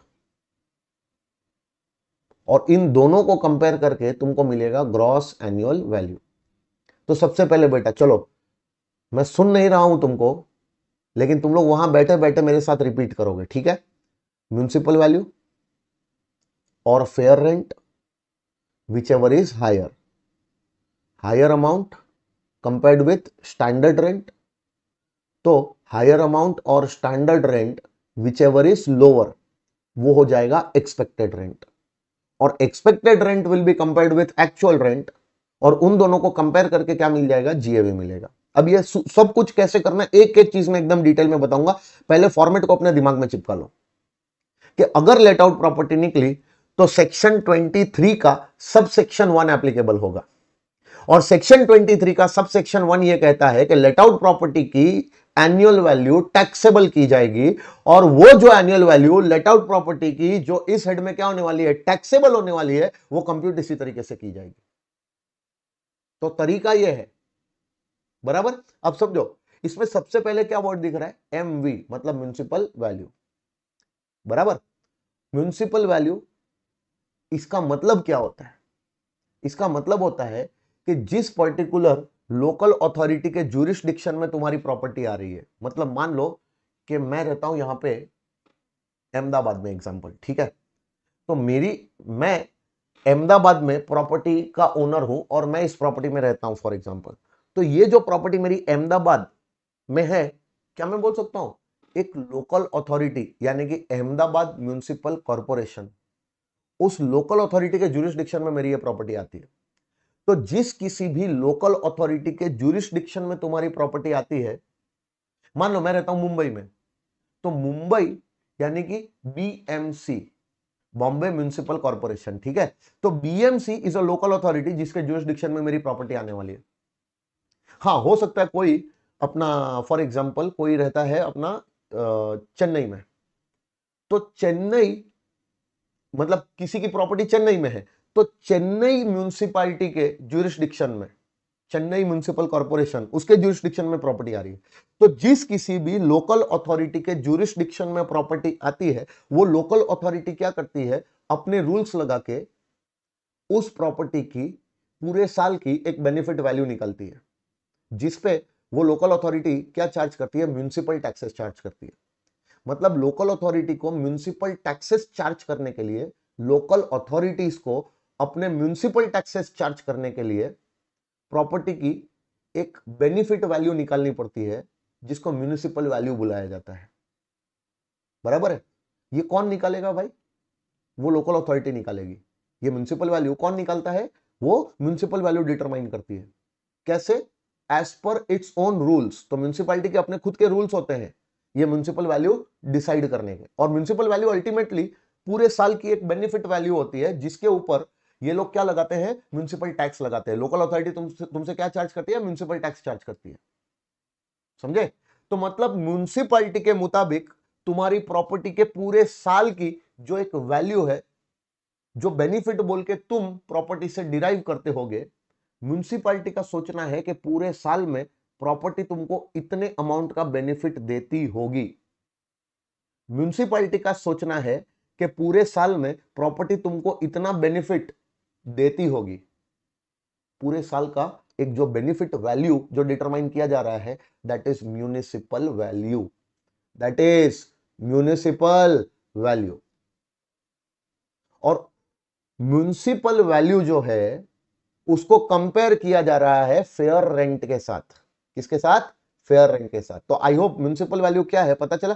municipal value is nothing but annual benefit value of your property as per that local authority under whose jurisdiction your property is situated.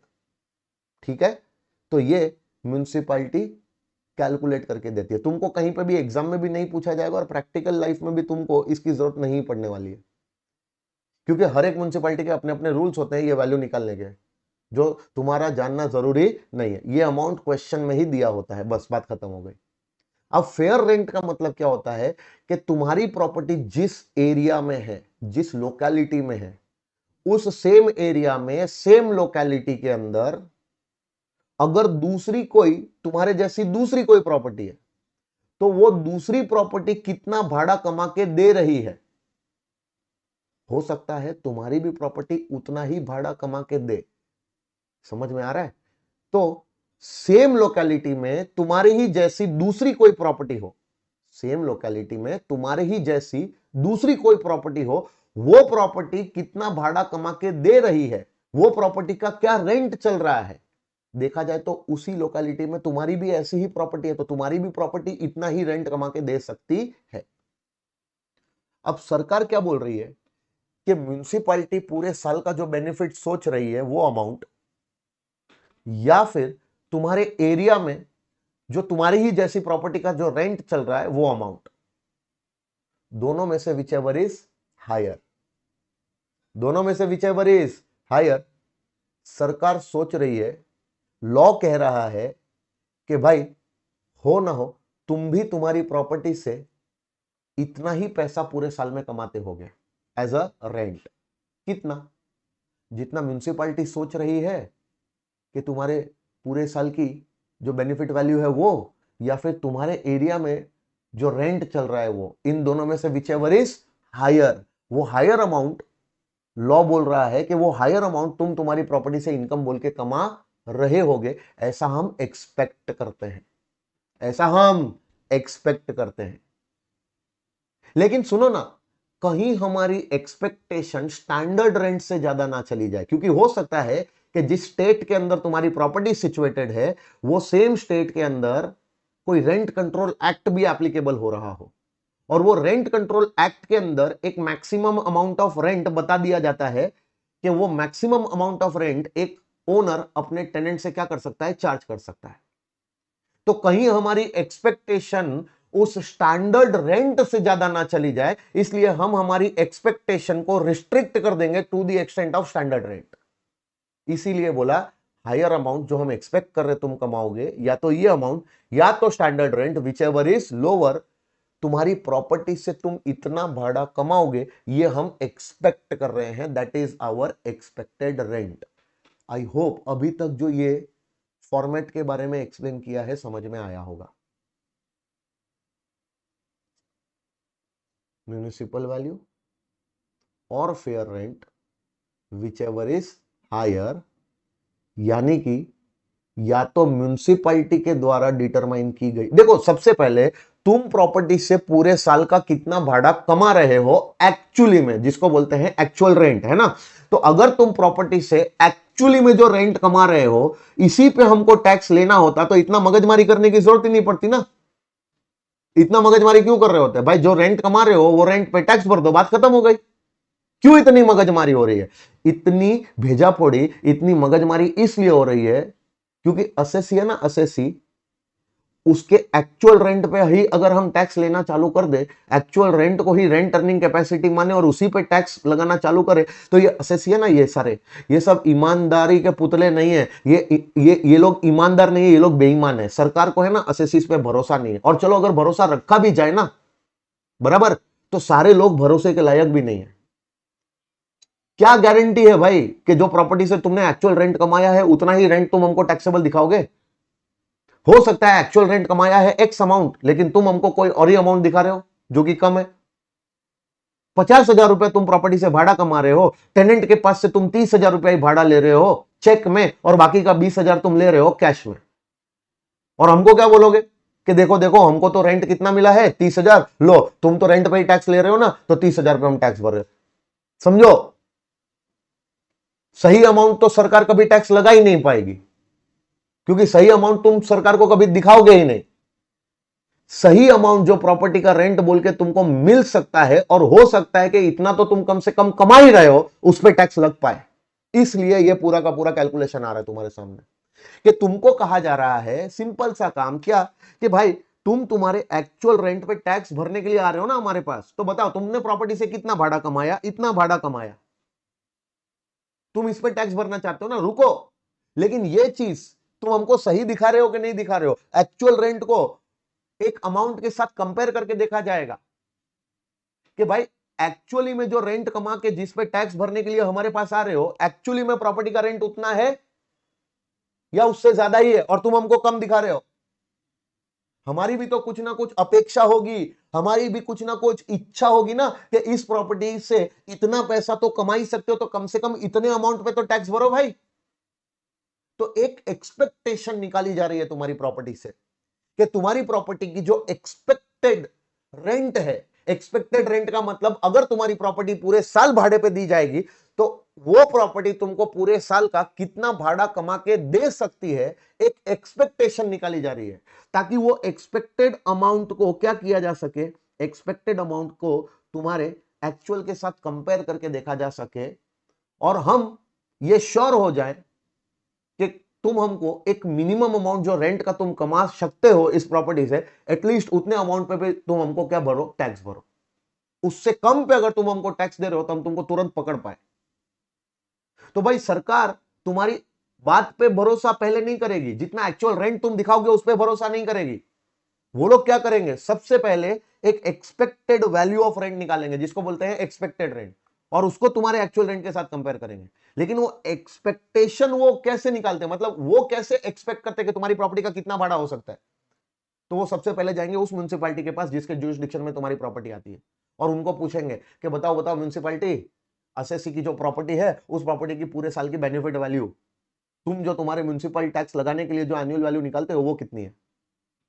क्योंकि असेसी पे भरोसा किया जाए उससे तो बेटर है ना उस लोकल अथॉरिटी पे भरोसा रखना जिसके जुरिसडिक्शन में ये प्रॉपर्टी आ रही है, क्योंकि वो लोकल अथॉरिटी अपना म्युनिसिपल टैक्स चार्ज करने के लिए एक बेनिफिट वैल्यू निकाल रही है, उस पे पहले भरोसा किया जा सकता है, असेसी पे भरोसा नहीं, क्योंकि वो गलत नहीं करेंगे, अपना म्युनिसिपल टैक्स उनको चार्ज करना है। तो अपना म्युनिसिपल टैक्स चार्ज करने के लिए जो म्युनिसिपैलिटी ने क्या निकाली है, एक म्युनिसिपल वैल्यू निकाली है, ये जेन्युइन अमाउंट लगता है। हो सकता है कि इतना अमाउंट प्रॉपर्टी से असेसी भी कमा रहा हो, म्युनिसिपैलिटी का मानना है तो ये सही होगा, क्योंकि म्युनिसिपैलिटी इसी अमाउंट पे क्या लेने वाली है, म्युनिसिपल टैक्स लेने वाली है।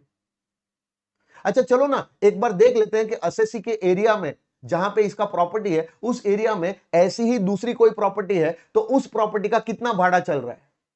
हो सकता है असेसी भी अपनी प्रॉपर्टी से उतना ही भाड़ा कमाता हो, कम से कम उतना तो कमाएगा ना जितना वो दूसरी प्रॉपर्टी कमा के दे रही है। That is the fair amount which the assessee should also get as a rent for his property, क्योंकि उसकी भी प्रॉपर्टी उसी एरिया में है और उसकी भी प्रॉपर्टी सिमिलर टाइप की ही प्रॉपर्टी है। तो एक तो म्युनिसिपैलिटी के द्वारा दिया गया अमाउंट, और दूसरा तुम्हारे एरिया में जो अमाउंट चल रहा है वो फेयर रेंट या फिर म्युनिसिपल वैल्यू, दोनों में से जो हायर होगा ना, तुम वो अमाउंट रेंट बोल के कमा रहे हो। सरकार ये मान के चल रही है, एक्सपेक्टेशन हमारी ये है कि तुम दोनों में से हायर अमाउंट ही रेंट बोल के कमा रहे होगे। लेकिन कभी कभी ऐसा हो जाता है कि जिस स्टेट में तुम्हारी प्रॉपर्टी है उस स्टेट में रेंट कंट्रोल एक्ट एप्लीकेबल होता है, स्टेट का रेंट कंट्रोल एक्ट एप्लीकेबल होता है, और वो रेंट कंट्रोल एक्ट के मुताबिक एक मैक्सिमम अमाउंट जो तुम रेंट बोल के वसूल कर सकते हो, वो मैक्सिमम अमाउंट उस रेंट कंट्रोल एक्ट में ही बताया होता है, जिसको बोलते हैं स्टैंडर्ड रेंट। तो कहीं हम हमारी एक्सपेक्टेशन उस स्टैंडर्ड रेंट से ज्यादा ना लेके चली जाए, तो हम हमारी एक्सपेक्टेशन को रिस्ट्रिक्ट कर देते हैं। क्योंकि हो सकता है कि रेंट कंट्रोल एक्ट को तुम फॉलो कर रहे हो और रेंट कंट्रोल एक्ट में बताया हुआ जो स्टैंडर्ड रेंट है उतना ही अमाउंट तुम कमा रहे होगे, तो हम एक्सपेक्टेशन उससे ज्यादा जाने ही नहीं देंगे जितना स्टैंडर्ड रेंट होगा। इसलिए ये जो हायर अमाउंट आया है उसको स्टैंडर्ड रेंट के साथ कंपेयर किया जा रहा है और विच एवर इज लोअर उसको एक्सपेक्टेड रेंट बनाया जा रहा है। आई होप ये पूरा का पूरा पॉइंट नंबर ई तक समझे। अब जैसे ही तुमने एक्सपेक्टेड रेंट निकाला, जैसे ही तुमने एक्सपेक्टेड रेंट निकाला, ध्यान से समझना, अब ये सरकार के पास एक फिगर आ गया कि भाई हो ना हो, कुछ भी हो जाए, असेसी अगर प्रॉपर्टी को पूरे साल के लिए भाड़े पे दे रहा है तो पूरे साल का असेसी कम से कम इतना भाड़ा तो कमाएगा ही कमाएगा जितना हम एक्सपेक्टेड रेंट कैलकुलेट करके लाए हैं। कम से कम इतना रेंट तो असेसी कमाने ही वाला है। लेकिन अब असेसी को पूछा जाएगा कि बता कितना कमा रहा है, अब तू बता एक्चुअल रेंट कितना कमा रहा है, क्योंकि तेरे एक्चुअल रेंट को कंपेयर करने के लिए हमारे पास एक कंपैरिजन करने के लिए अब अमाउंट अवेलेबल है। क्या? Expected rent. अब तू जो भी बोलेगा कि तेरा एक्चुअल रेंट है उसको हम एक्सपेक्टेड रेंट के साथ कंपेयर कर लेंगे, दूध का दूध पानी का पानी हो जाएगा। चलो सोचो सोचो, अब थोड़ा बुद्धि लगाना। एक्चुअल रेंट और एक्सपेक्टेड रेंट दोनों को कंपेयर करके ही जीएवी आने वाला है ना, ग्रॉस एनुअल वैल्यू। तो अगर मान लो कि एक्सपेक्टेड रेंट का अमाउंट आया 2 लाख रुपया और तुमने एक्चुअल रेंट दिखाया 3 लाख रुपया, मतलब सरकार जितना एक्सपेक्ट कर रही थी उससे तो ज्यादा ही कमा रहे हो ना। मतलब तुम्हारी प्रॉपर्टी की रेंट अर्निंग कैपेसिटी हमारी एक्सपेक्टेशन से ज्यादा है और वही रेंट अर्निंग कैपेसिटी तुम रेंट बोल के क्या कर रहे हो, रिसीव कर रहे हो। तो तुम्हारी प्रॉपर्टी की रेंट अर्निंग कैपेसिटी कितनी हो गई? जो रेंट तुमने कमाया है वो। तो जीएवी क्या बना दो? एक्चुअल रेंट बना दो। समझ में आ रहा है? यहां पे भी आगे ट्रिक है, लेकिन पहले बेस समझ लो ये पूरा कि प्रॉपर्टी हमको तो लग रहा था कि 2 लाख रुपया कमा के देगी, एक्सपेक्टेशन हमारी थी कि कम से कम 2 लाख रुपया तो कमा के देगी ही देगी, लेकिन तुम कितना बोल रहे हो? 3 लाख रुपया रेंट कमा रहे हो प्रॉपर्टी से। मतलब तुम्हारी प्रॉपर्टी की रेंट अर्निंग कैपेसिटी हम सोच रहे थे उससे ज्यादा है, तभी तो तुम ज्यादा अमाउंट रेंट बोल के कमा रहे हो। तो जितना अमाउंट तुम रेंट बोल के कमा रहे हो वही रेंट अर्निंग कैपेसिटी है, वही जीएवी है, उसी पे टैक्स भरो। समझे? लेकिन अगर मान लो ये 2 लाख था एक्सपेक्टेड रेंट और तुमने एक्चुअल रेंट बताया है खाली 1,20,000 रुपया, इसका मतलब दाल में कुछ काला है नहीं, पूरी दाल काली है। मतलब कम से कम हम एक्सपेक्ट कर रहे हैं कि तुम इतना तो कमाओगे ही कमाओगे, 2 लाख। मतलब समझो, हमारी जो एक्सपेक्टेशन है कि तुम प्रॉपर्टी से कम इतना तो कमाओगे ही कमाओगे, उस एक्सपेक्टेशन से भी अगर तुम कम कमा रहे हो तो मुन्ना तुम झूठे हो, फरेबी हो, मक्कार हो, धोखेबाज हो। क्योंकि हमारे मुताबिक अगर तेरी प्रॉपर्टी भाड़े पे दी जाएगी तो कुछ भी हो जाए कम से कम तू इतना तो कमाएगा ही कमाएगा। और अगर तू इतना भी नहीं कमा रहा है, इससे कम एक्चुअल रेंट कमा रहा है, तो भाई तू हमें झूठ बोल रहा है, झूठ कह रहा है। हो सकता है तूने ज्यादा कमाया हो या इतना ही कमाया हो जितना हमारा एक्सपेक्टेशन था, इतना ही कमाया हो या इससे ज्यादा कमाया हो, लेकिन तू हमको दिखा रहा है उससे कम। कितना? 1,20,000। तो हो सकता है कि तू ये हमसे झूठ बोल रहा है। तो झूठे, फरेबी, मक्कार, धोखेबाज, सुन, तेरी प्रॉपर्टी की रेंट अर्निंग कैपेसिटी उतनी है जितनी हम एक्सपेक्ट कर रहे हैं, ना कि उतनी जितनी तू कमा रहा है। उतनी जितनी हम एक्सपेक्ट कर रहे हैं मतलब एक्सपेक्टेड रेंट ज्यादा है, एक्चुअल रेंट कम है, तो expected rent will be the rent earning capacity, मतलब expected rent will become GAV. अब समझो, 2 लाख था इधर और इधर था 1,20,000। तो सरकार क्या बोल रही है कि एक तो हम बोल रहे कि कम से कम इतना कमाओगे और तुम बोल रहे हो कि 1,20,000 कमा रहे हो। कम से कम, उससे भी कम, हाउ कम? हम कैसे मान ले भाई इससे भी कम कमाओगे, जबकि हमने हमारी एक्सपेक्टेशन को एकदम लोएस्ट पे लाके रखा है, स्टैंडर्ड रेंज से भी ज्यादा नहीं जाने दिया। और तुम बोल रहे हो कि तुम हमारी इतनी एक्सपेक्टेशन, मतलब इतू सा अमाउंट है हमारा एक्सपेक्टेशन, उससे भी कम कमा रहे हो। तो ये गलत है भाई, ये एकदम गलत है। तुम्हारी प्रॉपर्टी की रेंट अर्निंग कैपेसिटी तो वही है जो हम एक्सपेक्ट कर रहे हैं, ना कि एक्चुअल रेंट। तो एक्सपेक्टेड रेंट को क्या बना लेना, जीएवी बना लेना। अब यहां पे क्या हो रहा है कि एक्सपेक्टेड रेंट अगर जीएवी बन रहा है तो सरकार क्या कर रही है, एक रोक लगा रही है कि भाई अगर तुमने ज्यादा कमाया हो और सरकार को कम दिखा रहे हो तो एटलीस्ट सरकार को एक मिनिमम वैल्यू पे क्या मिल जाए, टैक्स मिल जाए। या फिर तुमको यह पता चले कि प्रॉपर्टी की मिनिमम इतनी वैल्यू है जो तुम कमा सकते हो, जबकि तुम इससे कम कमा रहे हो, तो तुम एक नंबर के गधे हो। या तो तुम झूठे हो या तो गधे हो। झूठे हो तो भी एक्सपेक्टेड रेंट पे टैक्स भरो, और गधे हो तो भी एक्सपेक्टेड रेंट पे टैक्स भरो। समझो, गधे हो तो आंखें खुलेगी पागल, कि तुम्हारी प्रॉपर्टी अगर तुमको 2 लाख रुपया कमा के दे सकती है तो तुम 1,20,000 क्यों प्रॉपर्टी से भाड़ा कमा रहे हो, जबकि सरकार ही ऐसा एक्सपेक्ट कर रही है कि कम से कम 2 लाख रुपया कमा सकते हो एक्सपेक्टेड रेंट, और तुम कितना बोल रहे हो कि तुमने कितना कमाया, खाली 1,20,000 रुपया। तो जागो, 2 लाख जब प्रॉपर्टी दे रही है, खाली 1,20 कमा रहे हो, तो हम जब तक 2 लाख पे टैक्स नहीं लगाएंगे ना, तब तक तुम्हारी आंखें नहीं खुलेगी कि तुम्हारी प्रॉपर्टी ज्यादा कमा के दे सकती है। और अगर मान लो झूठे हो तो एटलीस्ट 1,20 पे टैक्स ले, उससे तो बेहतर ही है ना कि 2 लाख पे टैक्स ले लिया जाए। समझे, इस पर्टिकुलर इंटेंशन से ये पूरा फॉर्मेट है। फॉर्मेट का पूरा ब्रेकअप करके तुमको दे दिया, पूरा फॉर्मेट का लॉजिक तुमको बता दिया बराबर। अब खाली ये फॉर्मेट तुमको खाली तुम्हारे दिमाग में याद रख लेना है। तो सब बताओ, क्या ये बातें क्लियर हो रही है सबको बेटा? हर्षिल, गौरव, क्लियर करो बेटा।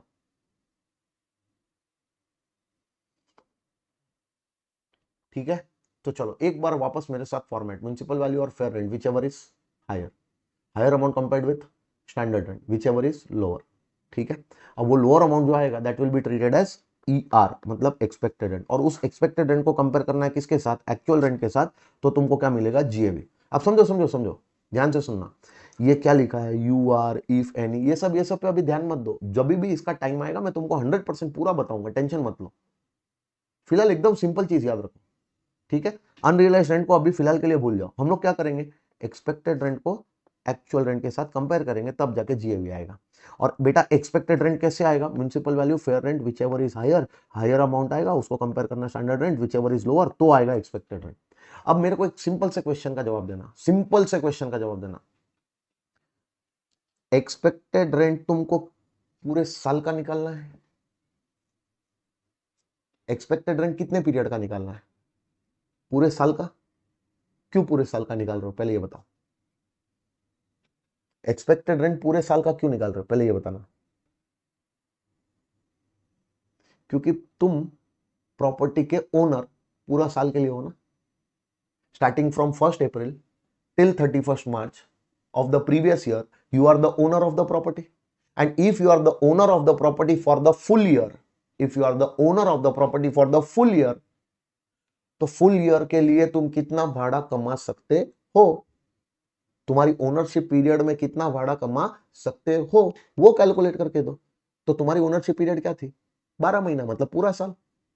तो जब ओनरशिप पीरियड 12 महीना मतलब पूरा साल थी, तो एक्सपेक्टेड रेंट पूरे साल का निकलेगा।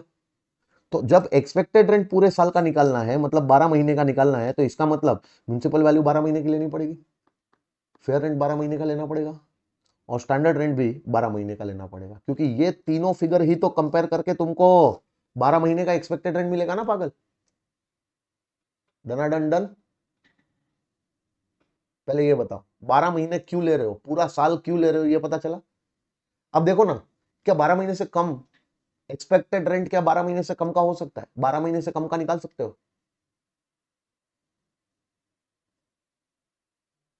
सब सोच समझ के जवाब देना मेरे को, ऐसे पूछ दिया और पहले जवाब दे देना, ये नहीं, कंपटीशन नहीं लग रहा है। बताओ, क्या एक्सपेक्टेड रेंट 12 महीने से कम का निकाल सकते हो? यस। अरे पागल, समझो, अगर मैंने प्रॉपर्टी इसी साल पहली बार खरीदी, और वो खरीद ली मान लो जून में, तो मेरे पास प्रॉपर्टी की ओनरशिप कब से है, ईयर की शुरुआत से, यानी कि अप्रैल से है, या फिर जून से है? जून से। तो जब जून से ही ये प्रॉपर्टी मेरे पास पहली बार आई है, जून से ही मेरे पास ओनरशिप आई है, जून से लेकर मार्च तक की ओनरशिप, मतलब 10 ही महीने की ओनरशिप है। तो मेरी जितनी ओनरशिप का पीरियड है उतने ही पीरियड का एक्सपेक्टेशन लो ना भाई, कि उतने ही पीरियड में तो मैं भाड़ा कमा सकता हूं ना। अब मेरी ओनरशिप है खाली 10 महीने की और तुम पूरे साल का एक्सपेक्टेशन लगाओगे तो मैं कैसे कमाऊंगा पूरे साल के लिए, जबकि पूरा साल मैं प्रॉपर्टी का ओनर ही नहीं था। तो थोड़ा बुद्धि चलाओ, इधर दिमाग लगाओ कि सरकार एक्सपेक्टेशन तो उतने ही मंथ्स का रख सकती है ना जितने मंथ्स के लिए मैं प्रॉपर्टी का ओनर हूं। और मैं प्रॉपर्टी का ओनर अगर पूरा साल का निकला तो एक्सपेक्टेशन पूरे साल की आएगी। और मैं अगर during the previous year property का ओनर निकला, पहली पहली बार ओनर बना हूं और ओनर निकला 10 महीने के लिए, तो ओनरशिप 10 महीने की है पागल, तो एक्सपेक्टेशन भी तो 10 महीने का ही आएगा ना। Done done done. तो बताओ, अगर मान लो पूरा साल ओनरशिप थी तो एक्सपेक्टेशन यानी कि एक्सपेक्टेड रेंट पूरे साल का, तो ये सब 12 महीना 12 महीना और 12 महीने का लोगे तो एक्सपेक्टेड रेंट 12 महीने का आ जाएगा।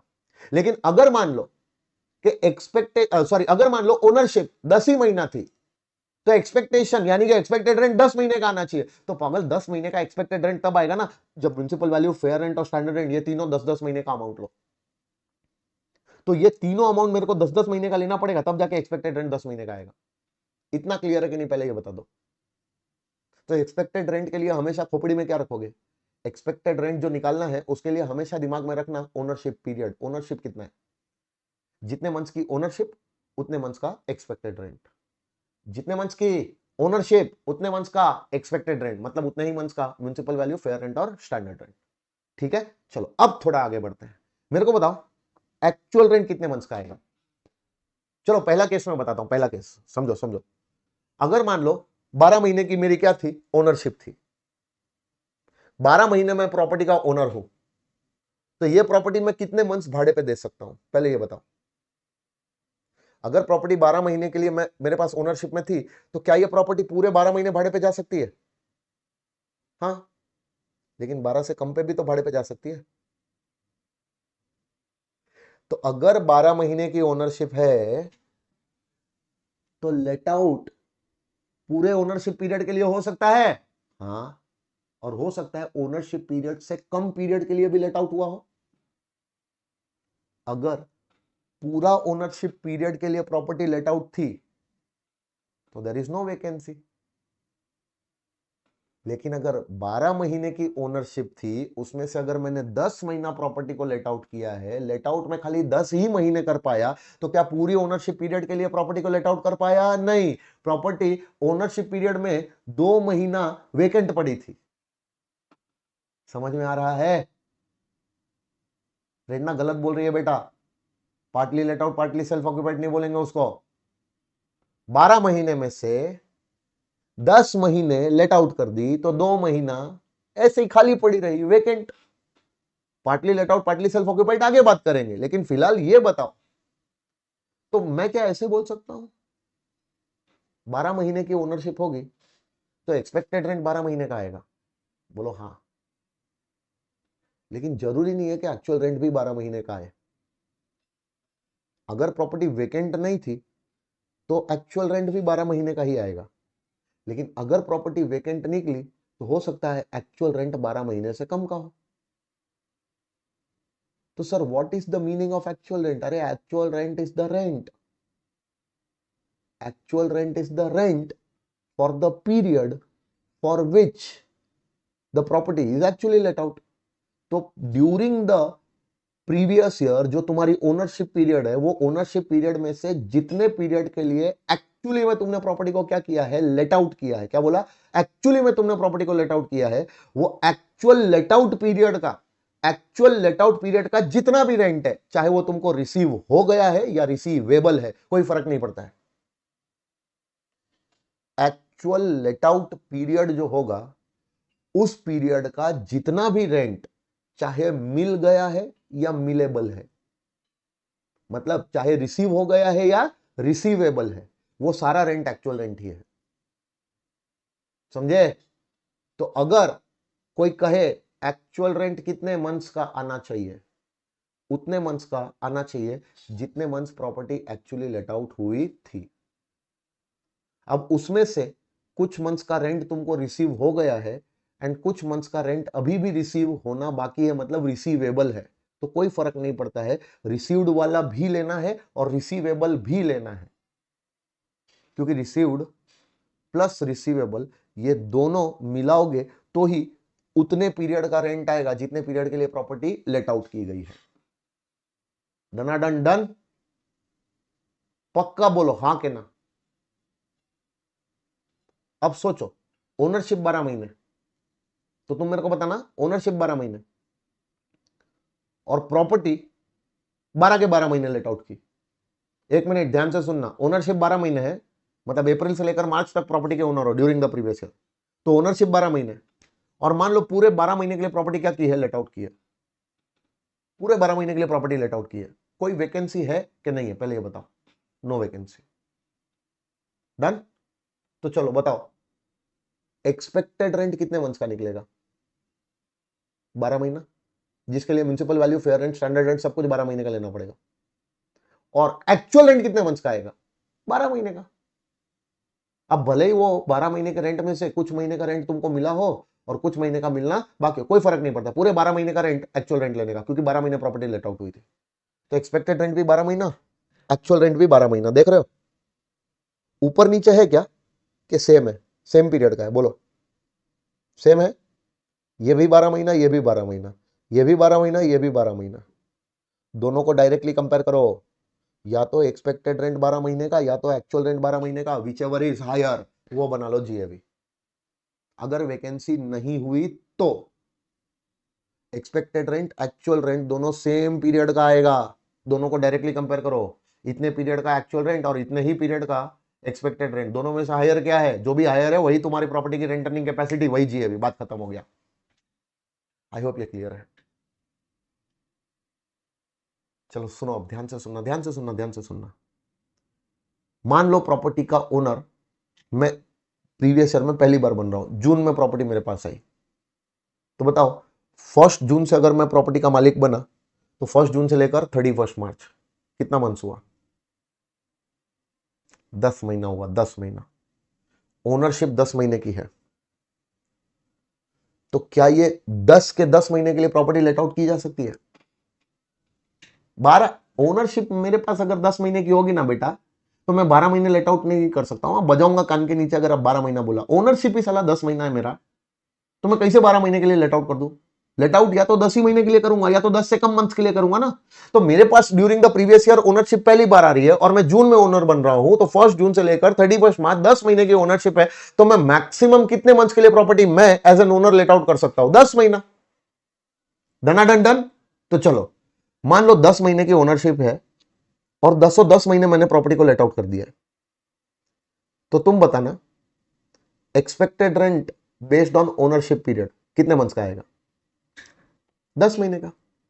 और एक्चुअली में 10 महीने क्या मैंने प्रॉपर्टी लेट आउट भी की है? हाँ, तो एक्चुअल रेंट भी 10 महीने का।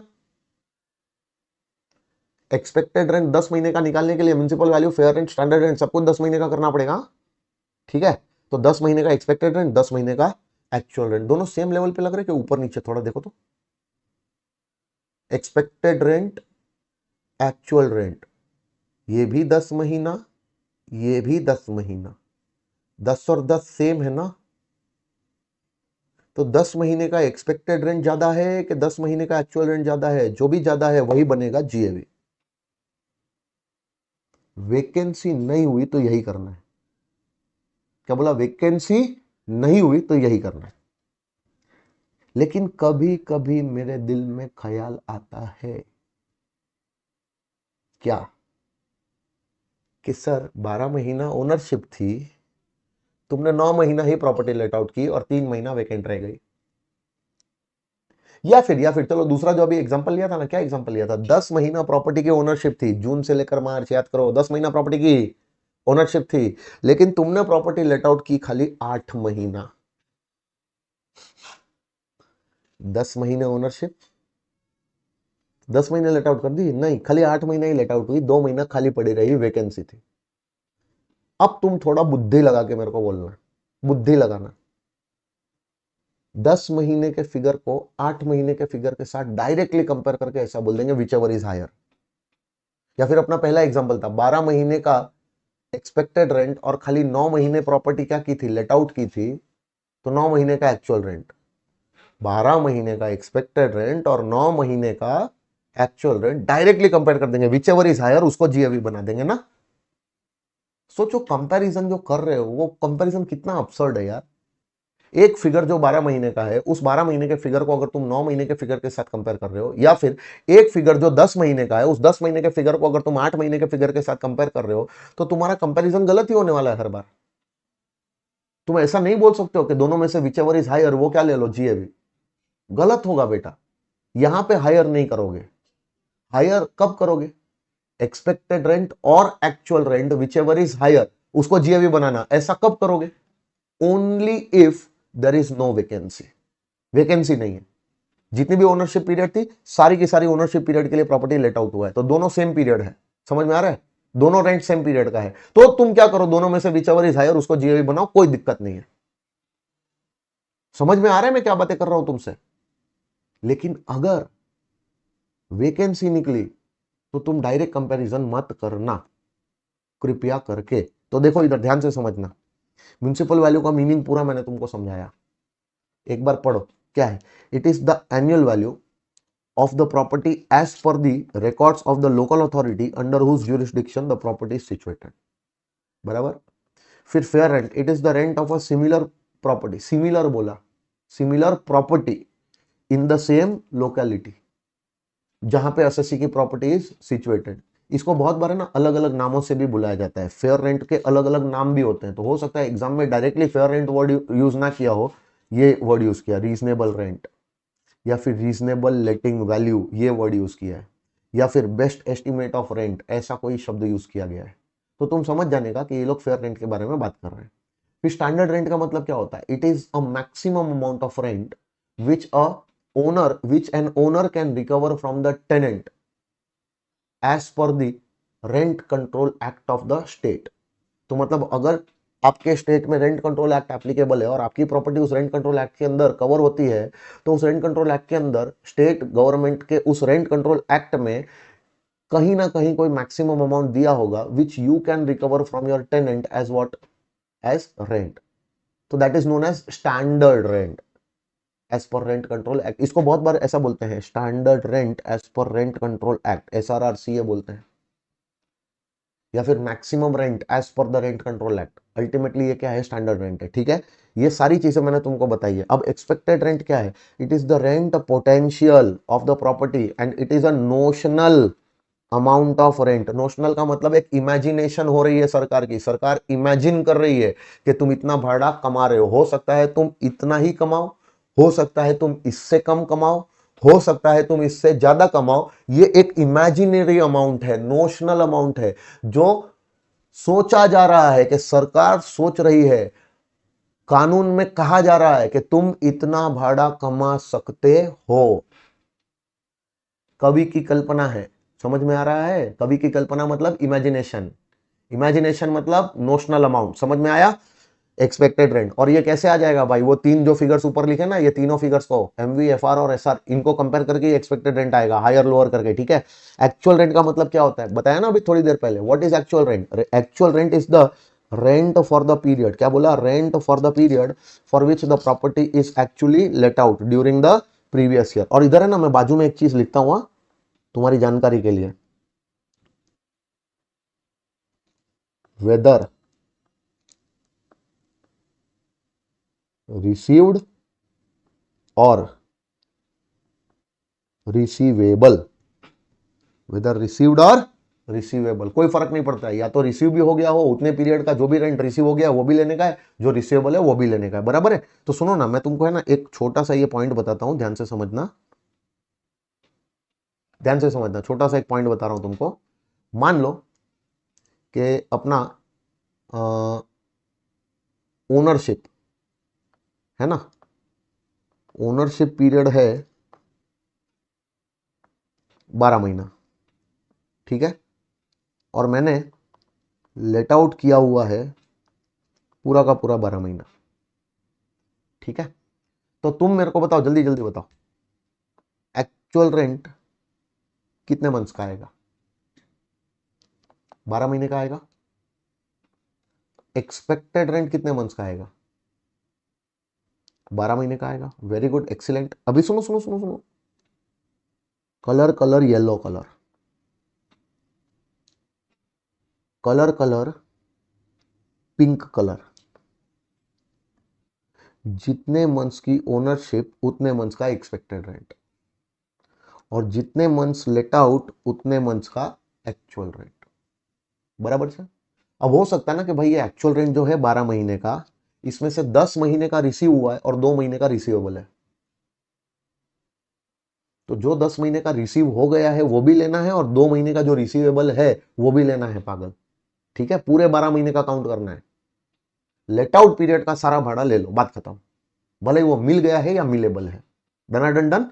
चलो आगे बढ़ते हैं। सुनो, इधर अब ओनरशिप मान लो 10 महीना निकली, oh sorry colour colour white colour, ownership 10 महीना निकली, 10 नहीं, ओनरशिप 12 ही महीना है, और लेट आउट तुमने किया है 9 मंथ्स के लिए।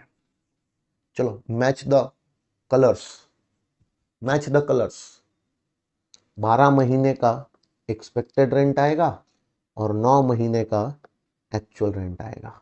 Colour colour yellow colour, colour colour pink colour. ठीक है। अच्छा सुनो ना, यहां पे क्या हुआ बताओ। पहले वाला केस में वी फॉर वैकेंसी नहीं है और दूसरे वाले केस में वी फॉर वैकेंसी है।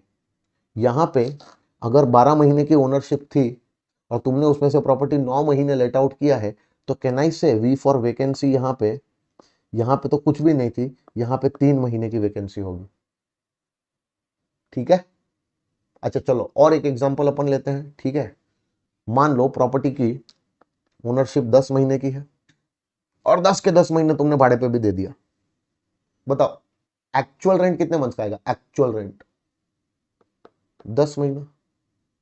कौन सा वाला 10 महीना लिया? ये वाला लेट आउट पीरियड वाला 10 महीना लिया, बराबर है। अच्छा तो एक्सपेक्टेड रेंट कितने मंथ्स का आएगा? 10 महीने का। तुमने ये ओनरशिप वाला 10 महीना लिया। Done done done. चलो अच्छी बात है, वेरी गुड सर। तो तुम मेरे को बताओ ना, यहाँ पे कौन वैकेंसी दिखत है का? ना वैकेंसी, नो वैकेंसी, यहाँ पे नो वैकेंसी है। ठीक है। चलो 10 महीने में से मैंने प्रॉपर्टी को लेट आउट किया 8 महीने के लिए, तो 1 मिनट, एक्चुअल रेंट कितने मंथ्स का? 8 महीने का। और मेरे को ये बताओ एक्सपेक्टेड रेंट 10 महीने का। मैच द कलर्स, समझे? और यहाँ पे कुछ वैकेंसी है क्या? हाँ सर यहाँ पे तो वैकेंसी है, और यहाँ पे अब 2 महीने की वैकेंसी हो जाएगी, क्योंकि 10 महीने में से अगर तुमने 8 महीने लेट आउट किया है तो 2 महीना वैकेंट है। ठीक है सर। अब सुनो, अगर मैं कहूं ना तो ये है तुम्हारा केस नंबर, ये है केस नंबर 1, ये है केस नंबर 2, ये है केस नंबर 3 और केस नंबर 4। 4 केस है, 4 केस। केस 1, केस 2, केस 3 और केस 4। तो तुम मेरे को बताना, no vacancy case number 1 and case number 3 में थी, जहां पे क्या था? जहां पे एक्सपेक्टेड रेंट, एक्चुअल रेंट दोनों 12-12 महीने का या फिर 10-10 महीने का था। नो वैकेंसी, दोनों सेम पीरियड का है। तो यहां पे क्या करूं? ER और AR which ever is higher, वो हायर अमाउंट क्या बना लेना? GAV बना लेना। इतना क्लियर है कि नहीं, पहले ये बता दो। ठीक है। चलो अब हम बात करते हैं case 2 and case number 4। Case 2 में क्या हुआ था? एक्सपेक्टेड रेंट 12 महीने का था और एक्चुअल रेंट 9 मंथ्स का था, वैकेंसी था 3 महीना। और केस 4 में क्या था? एक्सपेक्टेड रेंट 10 महीने का था, एक्चुअल रेंट 8 महीने का था और वैकेंसी निकली थी 2 महीना। आई होप बेटा ये जो ऊपर बताया ना, इसी में से मैं निकाल के लेके आ रहा हूं, ये सारी चीजें समझ में आ रहा है ना? तो मैं अभी बात कर रहा हूं केस नंबर 2 की और केस नंबर 4 की। ठीक है। अब यहां क्या करोगे? यहां पे GAV कैसे निकालोगे? कैच है ना, यहां पे आता है, बच्चे है ना यहां पे फंसते हैं। ये समझ गया, GAV ऐसे वैकेंसी वाले केस में GAV निकालना सीख गए, तो बस इस चैप्टर में दो तीन जगह ऐसी है जहां पे वो फंसाते हैं, उसमें से एक जगह ये है, अगर ये समझ गए तो अब आगे तुमको इसमें कभी नहीं फंसोगे। बताओ यहां जीएवी कैसे निकालोगे? डायरेक्ट कंपेयर कर लो। हाँ, डायरेक्ट कंपेयर करो। 9 महीने का एक्चुअल रेंट, एक्सपेक्टेड रेंट 12 महीना, विच एवर इज हायर। 8 महीने का एक्चुअल रेंट, एक्सपेक्टेड रेंट 10 महीना, विच एवर इज हायर। ऐसा कर दो ना, ऐसा करोगे? नहीं। अब समझो यहां क्या करोगे। देखना, वैकेंसी है, क्या बोला? वैकेंसी है। तो सर वैकेंसी होने के बावजूद अगर एक्चुअल रेंट का अमाउंट, एक्चुअल रेंट कम पीरियड का था, क्योंकि वैकेंसी थी तो एक्चुअल रेंट तो कम पीरियड का था ना, या तो 9 महीने का था, अपना केस नंबर 2 देखो, या तो 9 महीने का था, और केस नंबर 4 में कितना? 8 महीना। तो एक्चुअल रेंट जो कि कम पीरियड का है, वैकेंसी होने के बावजूद अगर जो एक्चुअल रेंट है जो कि कम पीरियड का है, अगर ये अमाउंट ग्रेटर देन और इक्वल टू आ जाता है एक्सपेक्टेड रेंट के अमाउंट से, हो सकता है ना यार 12 महीने का एक्सपेक्टेशन सरकार का इतना है, लेकिन भाई मैं तो 9 महीने में एक्सपेक्टेशन जितना या एक्सपेक्टेशन से ज्यादा कमा ले रहा हूं। 3 महीना वैकेंसी नहीं होती तो और भी ज्यादा कमा लेता। समझ में आ रहा है मैं क्या बोल रहा हूं? मतलब यहां दाल में कुछ काला नहीं है। यहां पे मेरा एक्चुअल रेंट का अमाउंट सही सही बता रहा हूं मैं। समझ में आ रहा है? सरकार को मेरे पे कोई डाउट ही नहीं आएगा। क्यों? क्योंकि जब उनकी पूरे साल की एक्सपेक्टेशन है, उस पूरे साल की एक्सपेक्टेशन जितना या उससे ज्यादा ही मैं अगर सरकार को टैक्सेबल दिखा रहा हूं, दैट मींस अगर ये वैकेंसी नहीं होती तो डेफिनेटली एक्सपेक्टेड रेंट से ज्यादा ही कमा रहा होता ना यार। समझे? तो ऐसा सिचुएशन निकला ना कि अगर वैकेंसी है और वैकेंसी होने के बावजूद एक्चुअल रेंट एक्सपेक्टेड रेंट से ज्यादा या उसके बराबर निकला, तो इस केस में क्या कर लेना? एक्चुअल रेंट को ही जीएवी बना लेना। कुछ मगजमारी करने की जरूरत नहीं है, एक्चुअल रेंट को ही जीएवी बना लेना।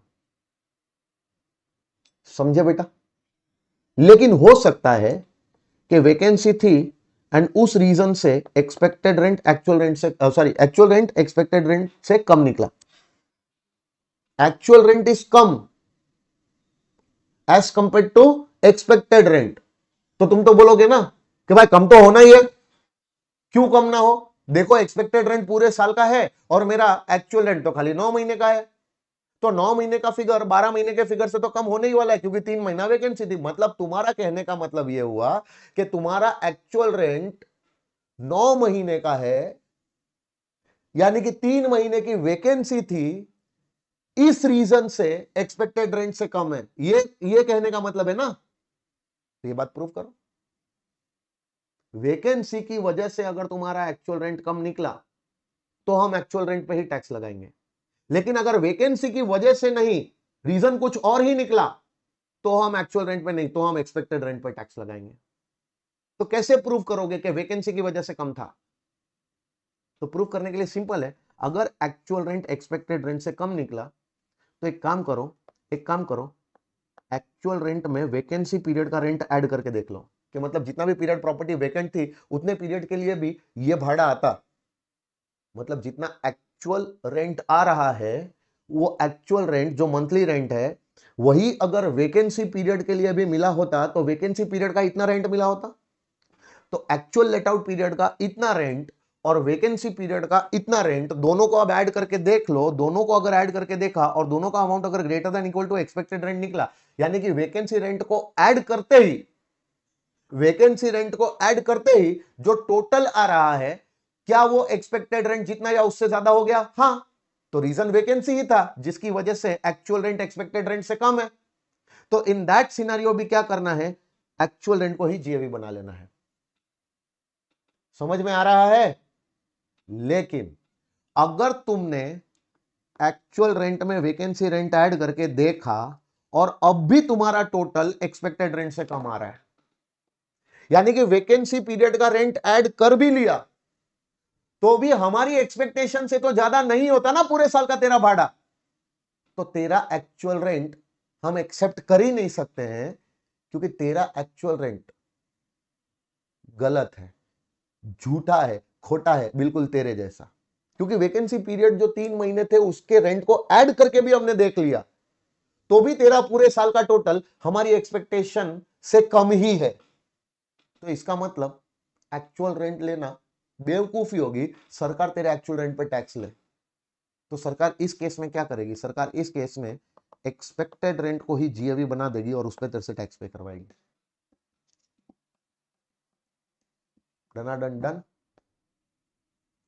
तो सुनो, एक्चुअल रेंट एक्सपेक्टेड रेंट जितना या उससे ज्यादा निकला, एक्चुअल रेंट एक्सपेक्टेड रेंट जितना या उससे ज्यादा निकला वैकेंसी होने के बावजूद, तो एक्चुअल रेंट को ही जीएवी बना लो। What will be GAV? Actual rent. लेकिन अगर एक्चुअल रेंट एक्सपेक्टेड रेंट से कम निकला तो रीजन वैकेंसी हो सकता है। कैसे? एक काम कर लो, वैकेंसी रेंट ऐड करके देख लो एक्चुअल रेंट में। अगर एक्चुअल रेंट में वैकेंसी रेंट ऐड करके देखा और अगर ये टोटल एक्सपेक्टेड रेंट जितना आ गया या उससे ज्यादा ही आ गया, that means vacancy was the reason, उसी रीजन से एक्चुअल रेंट एक्सपेक्टेड रेंट से क्या है, कम है। तो in that scenario also actual rent जितना भी होगा वो सारा क्या बना लेना, जीएवी बना लेना। लेकिन अगर तुमने एक्चुअल रेंट में वैकेंसी रेंट ऐड किया और ये ऐड करके भी अभी भी टोटल एक्सपेक्टेड रेंट से कम ही है, दैट मींस वैकेंसी की वजह से रेंट कम नहीं है, कोई और ही रीजन है। या तो तुम हमसे झूठ बोल रहे हो या तो एक नंबर के गधे हो। इन बोथ द सिनेरियो तुम्हारा एक्चुअल रेंट तो हम इग्नोर ही मारेंगे, सीधा एक्सपेक्टेड रेंट को ही क्या बना लेंगे, जीएवी। आई होप ये क्लियर है बेटा। ये पूरा का पूरा एग्जांपल है ना, एज इट इज मैंने यहां पे लिखा, देख लो एज इट इज यहां पे लिखा हुआ, चेक कर लेना। Done done. 12 महीना, 10 महीना, 12 में से 12, 12 में से 9, 10 में से 10, 10 में से 8, 3 महीने का वैकेंसी, 2 महीने का वैकेंसी। एक्चुअल रेंट कितने पीरियड का आएगा, एक्सपेक्टेड रेंट कितने पीरियड का आएगा। अगर वैकेंसी नहीं हुई तो जीएवी कैसे निकलेगा, और अगर वैकेंसी हुई तो जीएवी कैसे निकलेगा। ठीक है, तो ये था तुम्हारा GAV calculation let out property का। और अभी भी बेटा यहां पे मस्त मस्त एक दो पॉइंट और अपने को डिस्कस करने हैं। पहले इतना क्लियर हो गया तो मेरे को हाँ बोल दो सब लोग।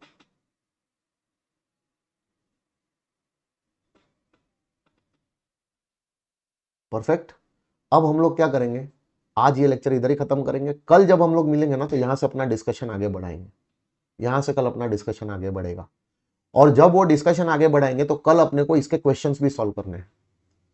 तो कल का लेक्चर अगर तुमने मिस किया तो उसके बाद के लेक्चर्स बैठना भी मत, जब तक हाउस प्रॉपर्टी खत्म ना हो जाए। कि कल के लेक्चर में पूरा का पूरा बेस तैयार हो जाएगा इस चैप्टर का आगे के क्वेश्चंस को सॉल्व करने के लिए। ठीक है, तो कल मिलते हैं, प्लीज घर पे रिवाइज करना। ठीक है, बाय बाय।